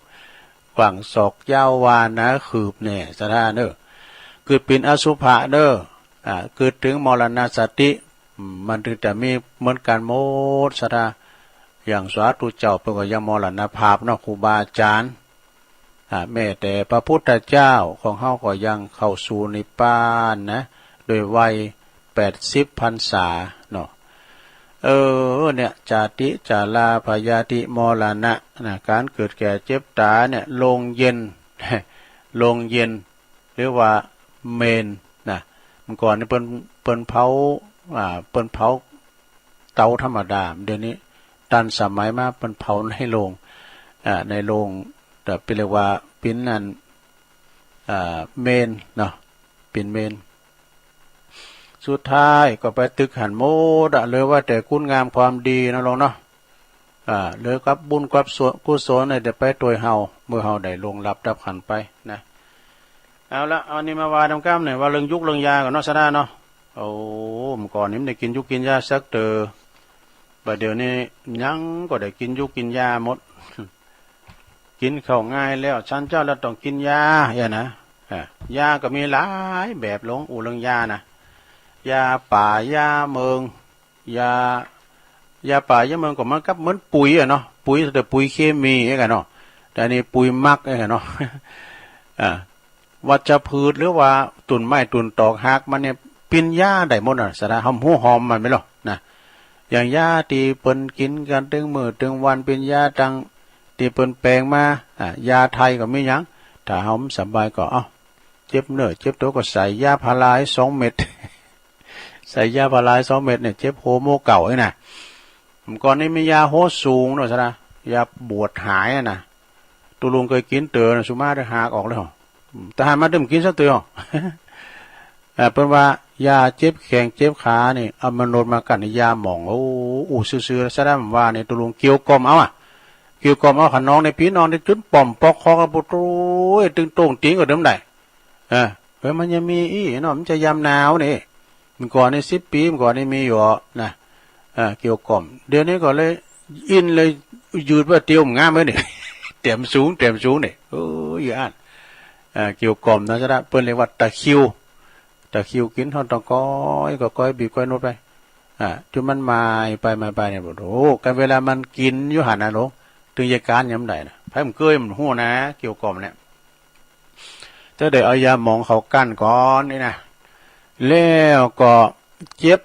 ต้องเจ็บใส่ก็กินยากระเพาะ อันนี้เอาตามดีม่วนงานสันแล้วของอาจารย์บุญเพลินยาวิชัยแล้วก็เปิ้นว่าถ้าเฮาหายใจบ่หอบด้วยนะคือพ่นยาหายใจบ่หอบนี่เปิ้นเป็นโรคหอบหืดนะโลกนะเปิ้นใจยาพ่นว่ะมันสู่ใจมันตึงต่องมันหืดหอบเวลาเมื่อก่อนนี่เปิ้นเป็นโรคหอบหืดนี่นะเวลามันเป็นพยากรณ์ไปในโตนะฝนจะตกมาก็เอาล่ะนี่นะฝนจะตกกามืดฝ่าโมฝนเนี่ยบ่เอาล่ะเป็นหืดเป็นหอบเลยนะ แล้วก็ไผเดียนมีตุ่มมีแผลมีอย่างนี้ก็แปลว่าใจยาคาลามายไหม ดูๆได้ใจมื้อนู้ยาคาลามายนี่นะแล้วก็โมมีหลายอยู่ในสระเนาะแล้วก็ยาตีเปิ้นยาตีใจเปิ้นว่าบ่หายใจสักกำในยาหยังยาดอกไม้จันทร์ อันนี้เป็นกำมลกำงานนะลูกนะกำลิ่นกำมลกำงานบ่ได้ที่เอามาเล่าสู่จู้กันฟังเนาะของอาจารย์บุญเพลินยาวิชัยนะก็มีหลากหลายสดาญาติโยมอันนี้ทำกรรมหนึ่งตามเตียวลุงก็การอันใดดีก็ติ๊กไว้ สักเตอก็เปิ้นสูงนิทานมาพ้องก็เอามาอ่านเอามาเล่าสดาได้ฟัง สักเตอก็เตือนภัยอย่างเจ้าตุลุงเราเนี่ยอันนี้เป็นเรื่องจริงนะ9-1เก่าคุณนั้นตายเหลบเหลือ1เปิ้นเอามันก้ามาได้เนาะเดี๋ยวเปิ้นจะเจ้ามันได้ยินมีพี่น้องทางอีสานเพิ่นจะไปทำงานทางภาคใต้ไปจอดรถตามมันปั๊มน้ำมันเนี่ยก็มีพ่อใจคนหนึ่งว่าผมมีรถนะผมตกรถนะรถละหัวผมขออาศัยไปด้วยมันน่าก็ใจดีนะเหรอมันขึ้นไปรถไปอย่างตามปั๊มตามซ้างแล้วมันก็แสดงน้ำใจเนาะผมขอแสดงน้ำใจนะผมซื้อมาเนี่ยนะเป็นน้ำโขดเป็นอย่างน้ำอย่างกระทิงแดงเนาะเอาแจกเงินกูนโขก็กินก็น้ำเดียวกันหมดว่ะลดไปสักหน่อยก็ตัวเจ็บต้องบิดเนื้อบิดตายก็ตายไปหมดว่ะถึงเก่าคุณนั้นตายหมดว่ะ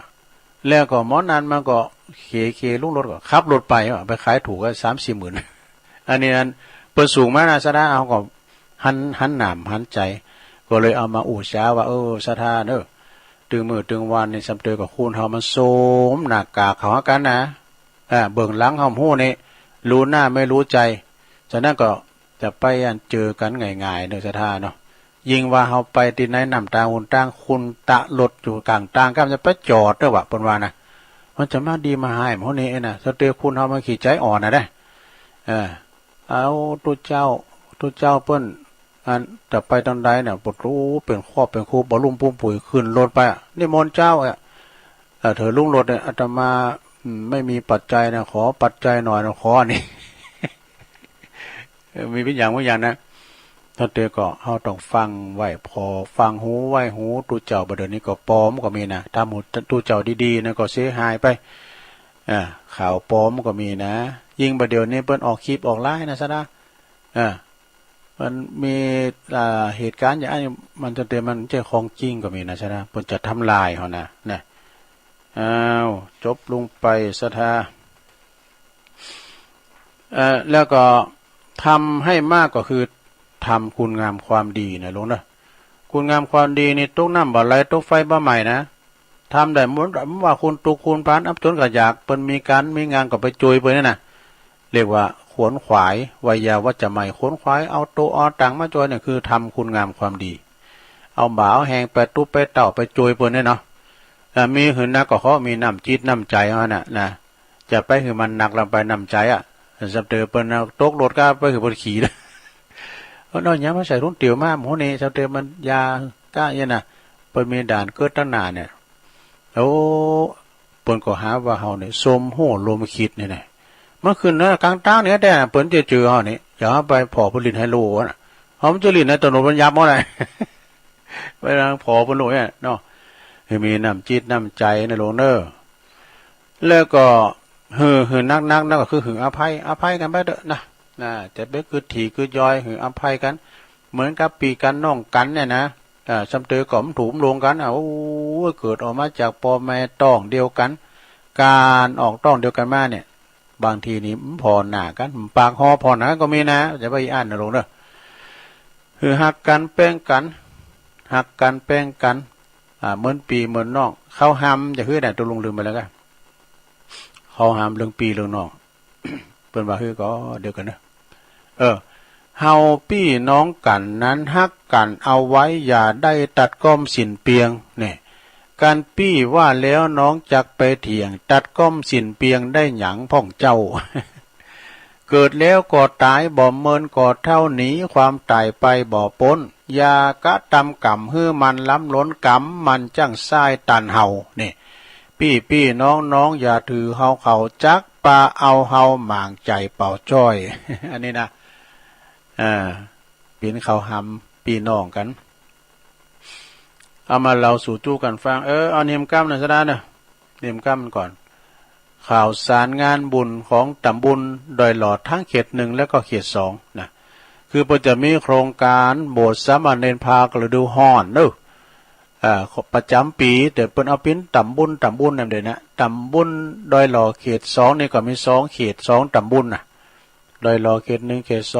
2เพิ่นจะมีการบรรพชาอุปสมบทตึงเป็กตุโดยไผจะปิ้นตุเจ้าก็มาได้นะก่อนในวันที่3เด้อที่3เมษาสิ้นสุดโครงการถึงวันที่10นะ7วันแล้วก็จะโบสถ์ที่ไหนโบสถ์ที่วัดดอนจืนเนอะดอนชื่นเหล่าเป่าเหล่าป่วยเนี่ยนะเหล่าป่วยวัดดอนจืนนี่ก่อนนั้นเมตตาธรรมอาจารย์พระครูมานะสุทธิกรเปิดเป็นครูบาอาจารย์สอนนักเรียนอยู่หั่นละนักเรียนตุภาเนี่ยนะเปิ้นเป็นอาจารย์สอนอันแล้วก็วัดเปิ้นก็สะดวกสบายเปิ้นมีวัด2วัดนะ วัดนอกคุณแฮมเนี่ยเปิ้นก็มีกิจกรรมแต่นั่นก็ไผที่มีลูกมีหลานเนาะที่เป็นปอจายอยู่ป5ป6แต่บวชแล้วเห็นต่อก็ได้นะจะบวชแล้วเห็นต่อก็ได้นะ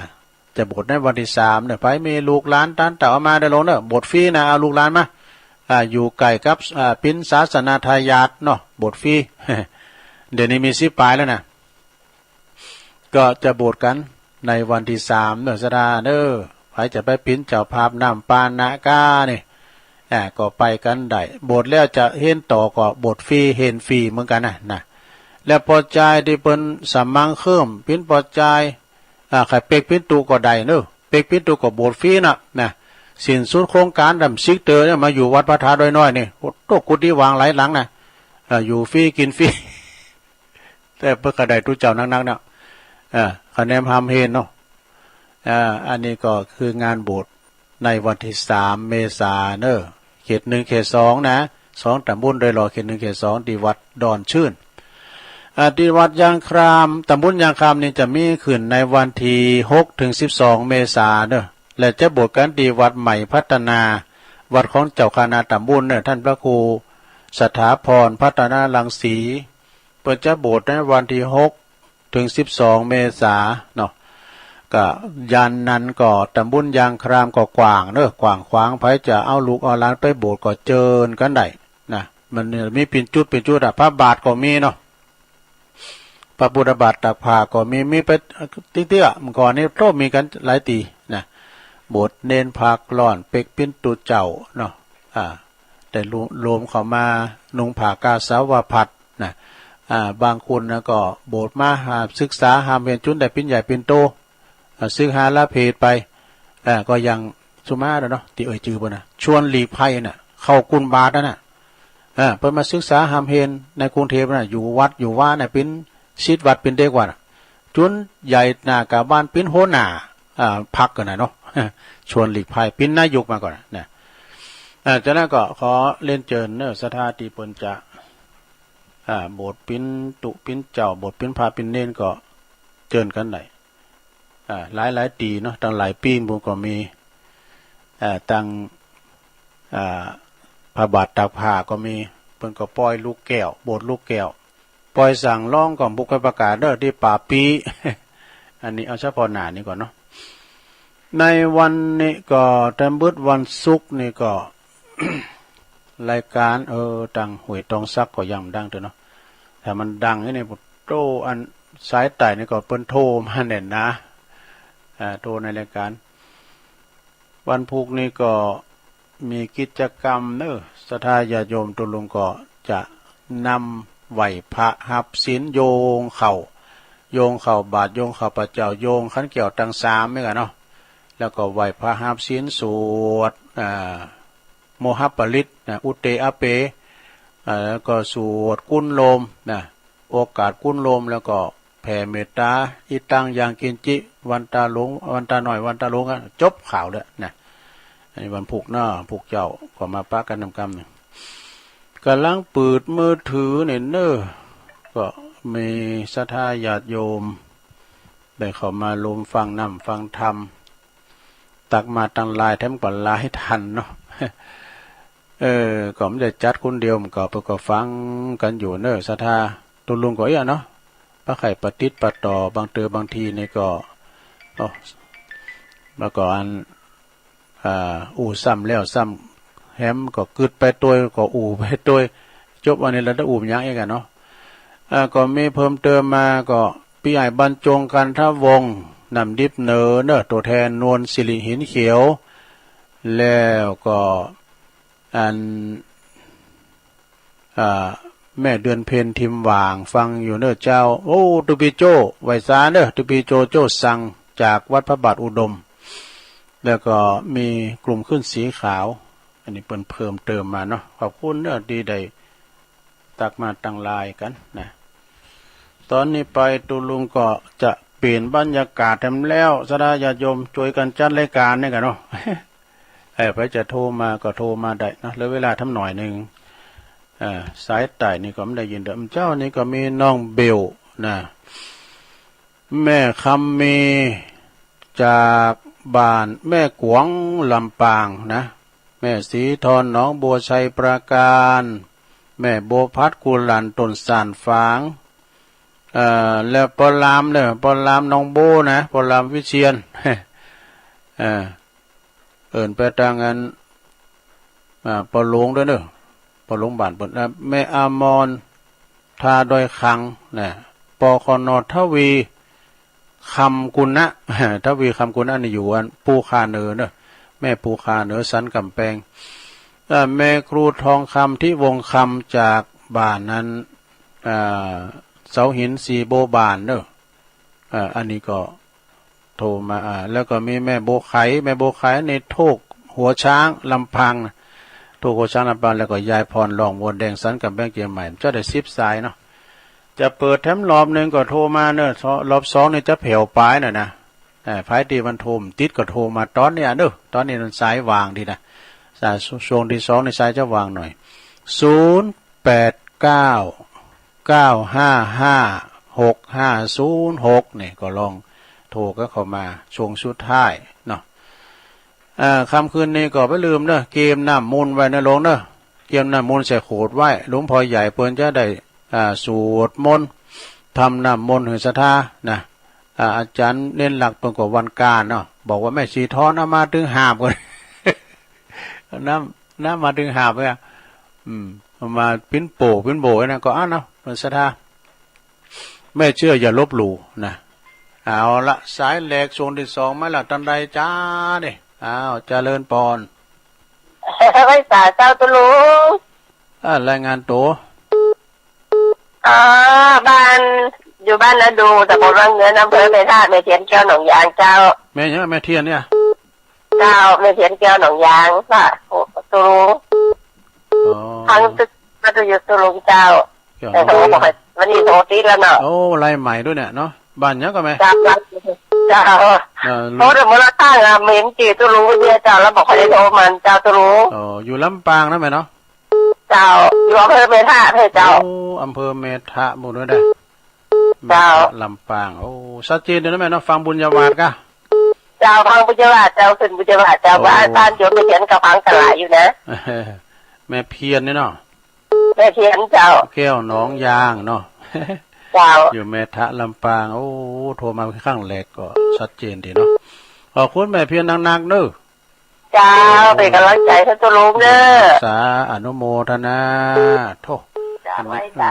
พี่น้องบันไกเนี่ยมาเป็นข้างแรกนะแม่เพียรแก้วหนองยางเจริญปอนแม่อยู่ตั้งไรแม่หยังแม่อยู่เวียงป่าเป้าเจ้าแม่หยังอยู่เจ้าฮะแม่ชีเจ้าแม่ชีกันนันนี่กะเจ้าใช่แล้วเจ้าฟังตามโทรศัพท์เจ้าแม่ชีกันนันนี่เจ้าฟังอยู่ตลอดบ่ได้โทรหาบ่ได้เจ้าแม่ชีกันนันนี่เวียงป่าเป้าเนาะจ้าไว้สาเจ้าบุญทางสารนะแม่เด้อสาธุอันนี้ก็โทรมาจากเวียงป่าเป้าแม่ชีกันนันนี่สายะเจริญปอน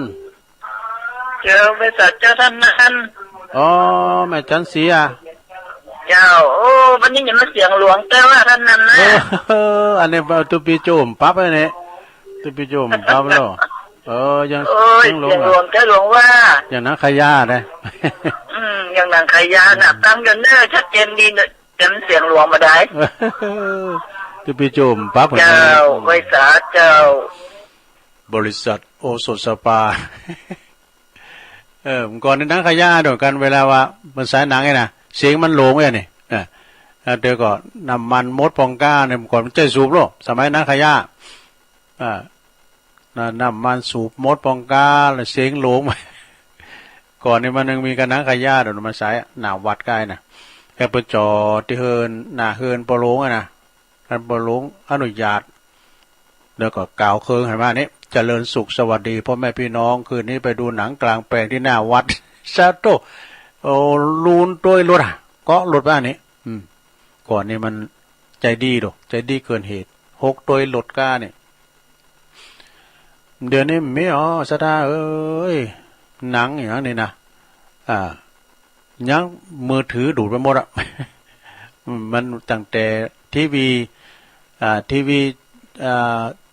ขาวดำนะเอาขาวทีวีสีมะขาได้ไหมเอาขาวคอมมาขาทีวีซีได้ไหมมันไปปิ้นถอดเดี๋ยวมาอยู่มือถือเนี่ยมดอ่ะซะนะยอโลกมาอยู่ที่เนี่ย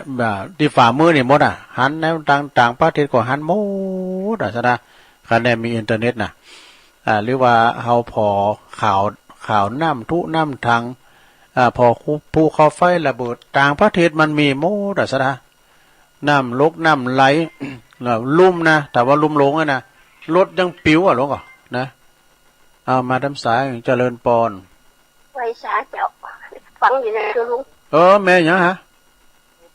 แม่จันคำมาจ้ะแม่จันคำตัวแต่มีคำติ้มลงแล้วเนาะแม่จันทรายจ้ะบันสันทรายเนาะเจ้าอีสันทรายอาจจะเจ้าฟังอยู่จ้ะสันทรายอำเภออย่างก่อนต อนเตะทำไม่รับไปอ่ะไปปิ้นนะก่อนรับไปพออากาศตุลุงขนาดเตอยู่ได้แต่นี่จะรับในเนี่ยซันซ่าเนี่ยอำเภอยังไงแล้วสเก็ตเนี่ยก็จะดอยสะเก็ดเนาะดอยสะเก็ดผมก็ได้ฟังอยู่รู้นะสายไต่เดี๋ยวนะเดี๋ยวไม่ฟังฟังจากหลายเจ้าแล้วเขามาโทรก็เอาแม่จันค่ำเนี่ยกับเป็นตัวแทนน่ะเนอะโทรมาติ๊กๆเลยอันนี้จริงโทรไม่เจ้าว่าใครเซ็ตอ่ะมันหันทีเจ้าเจ้าแล้วก็ล็อกมากะล็อกมาน่ะเพราะว่าพวกเจ้านี่ก็จะมีการไหวพระหับศิลนี่ก็ยกวัดมาบาทเนาะเราจะว่าทำเมืองนะเอาทำตู้อุ้ยมาเตะหลวงพ่อบุญปันมาเตะทำเมืองเจ้าเรียกหกโมงยังมา3 โมงจะเล็กเปิดอ่ะก่อน3 โมงก็ฟังเพลงบักเก่าโบราณนี่กะนั่นน่ะฟังเพลงนี่แหละฟังเพลงเนี่ยก็จังจะได้เนี่ยดูลงมาน่ะฟังพวกแล้วเปิดเพลงผ่องศรีฟังเด้อสมัยก่อนแม่หลวงเขาเป็นสาวเนาะแม่อายุเธอไปจันทร์ข้ามอายุเธอล่ะอายุเท่าไหร่เดี๋ยวนี้อย่างเขา89แล้วพูดโทโมสังโฆก็นึกว่าเดี๋ยวเสียงหนุ่มแล้วเหรอ89แล้วพอถึง90น่ะถึง120แล้วนะ89อย่างแล้วเจ้าอายุหมันยืนยาวนะแม่เด้อแม่จันทร์ค่ำบุญรักษากำจูเด้อกินไปตันไปนะหลวงเด้อเจ้าวันนี้โทรมาหาตู่ลูกตู่หลานเนาะไปสาเจ้าบินบุญรักษาอนุโมทนาเด้ออายุวันโนสุขังปะลางเนาะกระท่อมถามก่อมฮู้นะอายุต่อได้หาอ่ะนะอย่างตู่ลุงเขาหันตู่ลุงก็อายุตะเฮอ่ะเขาก็ว่า30ปลายอยู่ถามแม่โมบุญเนาะอายุต่อได้อ่ะโหยาว่าสีนุ่มแฮะอ่ะเอามาน้ำสายเอาแต่พอหลินพองสุมาเนี่ยลุงนะแต่พอหลินพองเจริญปอนไปสักเจ้าตุลุงอย่าไปซื้อเอาโทรศัพท์เสียงป้อยๆอย่างแม่สีทอนมึงฝากนะเจ้าอ่ะ เสียงป้อยๆเลยนะโทรศัพท์นี่เสียงแบบม่วนให้จะเปลี่ยนละโอ้ชัดเจนเลยเหรอชัดเจนเนี่ยชัดเนาะอันเปิ้นแบบฮับบทไม่ชีด้วยกะโอ้โหเนี่ยมันว่าคือหรอถ้าบวชไม่ชีจะไปบวชบัดน้อยๆนะอันพ่อตุลุงอย่าสำนักเป็นมีลุมไหมเหรอแม่ชีมี2 ตุน3 ตุนมันมีกะมีกะสำนักฟังตุลุงจากก่อนสมัยเป็นอ่อนแต่ตุลุงบริษัทเต็กเฮงอยู่อย่างน่ะน่ากะมีแต่นะเนาะก่อนนะบทมีแต่กะเครื่องเสียงก็ดังเห็นเนาะตอนนักเรียนน่ะก่อนถึงแมงก็นักเกี่ยแมงเมาก็ยังบทโตหนักแล้วก่อนถ้าเป็นมาเดียวนี่โหบดีนะเนาะมันก็ม่วนนะบรรยากาศเวลาอ่อนนะจ๊ะนังขย่าเนี่ยก็มาจอดเทิดบอลงล่ะกันมันสตาร์ทรถไปแล้วเนี่ยปุถุดูแกอ่ะเดินบอลงอ่ะแต่เพิ่นไม่ใช่มันมีทีวีดูตุลุงแล้วก็น่ะมันม่วนนะนังขย่าเนี่ยก็ขี้จ้วยนะถ้าผมขายหมดตัวผู้นี้ใช้1 คืนเนี่ยปุถุรุ่นเนี่ยนะไปแม่เดี๋ยวออกมาแหมแล้วจ้ะขายชุดนั้นเดี๋ยวมาแหมทองจะจ่ายหนังแล้วขายหมดตัวจะใช้มันคืนเนี่ยบทตัวเอาในรุ่นเนี่ยไปยังซื้อแต่ดอกหนังผู้อ้วนน่ะกะผู้อ้วนน่ะว่าชายนางอ่ะตะก้อนจะฟังตุลุงเด้อสาธุนะตุลุงเจ้าหลายเด้อแม่บเจ้าพาพิงไปฮะเปิ้นดอกบอ่ะป่าล้านซันทรายน่ะป่าเหมิดพุ่นน่ะนะอันนี้ทางซันทรายบ่ทางบ้านปีสมพรเขาปีติ๋มครับบ่น่ะเคยไปตะปุ่นเหมือนกันน่ะป่าเหมิดนี่โอ้อันกาดเปิ้นกว้างเด้อแล้ววัดน่ะไปแปลงซุ่มตูเนี่ยตุปีนั้นบ่ได้จะร้องแล้วก้ามื้อละนี่ไปขอซุ่มตูเพิ่นอยู่เนาะไปตะปุ่นก็เจริญเด้อบ้านของบุญศรีรัตนังปอครูซอเหรอปอครูซอบุญศรีรัตนังเนาะมีแถมก็โหเวลาตะลุงเลยแถม7 นาทีแต่โทรมาก็โทรมาเด้อก็เดี๋ยวจะได้ไปจอยเปิ้นคุณไม่น่ะเปิ้นเต็ดก็9 โมงอ่ะ9 โมง3 ปีเนี่ยมันหุ่นไปบ่นะเปิ้นรถมาจอดก็มันกิ่งแห้งมันหักลงมาเนาะแล้วพอก็เหินเน้นเขาขืนบุญแล้วก็เต็ดลูกมาก่อนเดี๋ยวได้ไปเหอปัวแล้วอ่ะถ้าเดี๋ยวเอาหลอดโพงไปลากไปขวางเสียได้อันเก่าใหญ่มันเอาแป้งอันที่เพาะเฮ็ดลุ่มอ่ะแม่นก็เฮ็ดลุ่มเนาะเฮ็ดถมอนก็บ่จักเฮ็ดถมอนได้หรอเฮ็ดถมอนก็ล่ำนะเอามาโขตามน้ำพริกอ่ะเอาห่อ1ก็ได้เนาะห่อ1เฮ็ดถมอนอ่ะเดี๋ยวนี้มันได้กินสักเตือห่อ1เฮ็ดถมอนเลยนะ อ้าววันนี้เป็นวันที่10แล้ววันพุก11ผู้นี้จะไปสืบชะตาเด้อพวกพี่น้องตั้งบ้านห้วยทรายเพิ่นมีงานด้วยนะมีงานมันลุงด้วยนะตั้งทีมงานของเสน่ห์โปรโมชั่น แต่มีหย่อนยุกจ้ะเป็นงานหยังคนนั้นแหละเพิ่นจะมีสืบชะตาอีกพระสงฆ์9รูปเตียนบ้านห้วยทรายทำบุญเดียวกันเนี่ยลูกไปทางห้วยทรายตาลีเนี่ยนะแล้วก็วันที่12ก็ไปปะกันเด้อ 12ก็ไปปะกันที่วัดเหล่ามนทาทิพย์เด้อเปิ้นจัดต้านเต็นแก้วเปิ้นจัดต้านหลายอย่าง3อย่างด้วยกันนะต้านเต็นแก้วต้านกระเบื้องปูปื้นแล้วก็ต้าน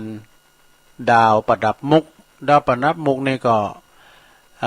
เปิ้นก็ได้เริ่มติดแล้วกันวันนั้นไปพอก็งามนะเปิ้นติดเกี่ยวติดแสงอาจารย์หมดติดค่ำเลยนะ เอาด้านซ้ายสุดท้ายมาแล้วเนาะเจริญปอนก็จะไว้สายเจ้าตุลุงแม่หยังจริงแม่ก็หาเจ้า46ปลายหน่อยเนี่ยอยู่ด้านไหนโยมอยู่หรือใจแม่โจนี่อยู่สันไส้แม่โจเนาะฟังเจ้าแล้วกะฟังน่ะฟังแต่ฟังไม่ขึ้นกับฟังตุลุงไม่แย่จ้ะนอนรับฟังไปกับพวกเจ้าก็มีอยู่พวกเจ้าก็ไว้เพลงเนี่ยฟังนั้นฟังเพลงแล้วก็ไว้ท่าตะลุงได้ค่ะได้ค่ะแล้วก็ฟังนิทานต้องฟังห้องเนี่ยค่ะว่าเวลาไม่โถ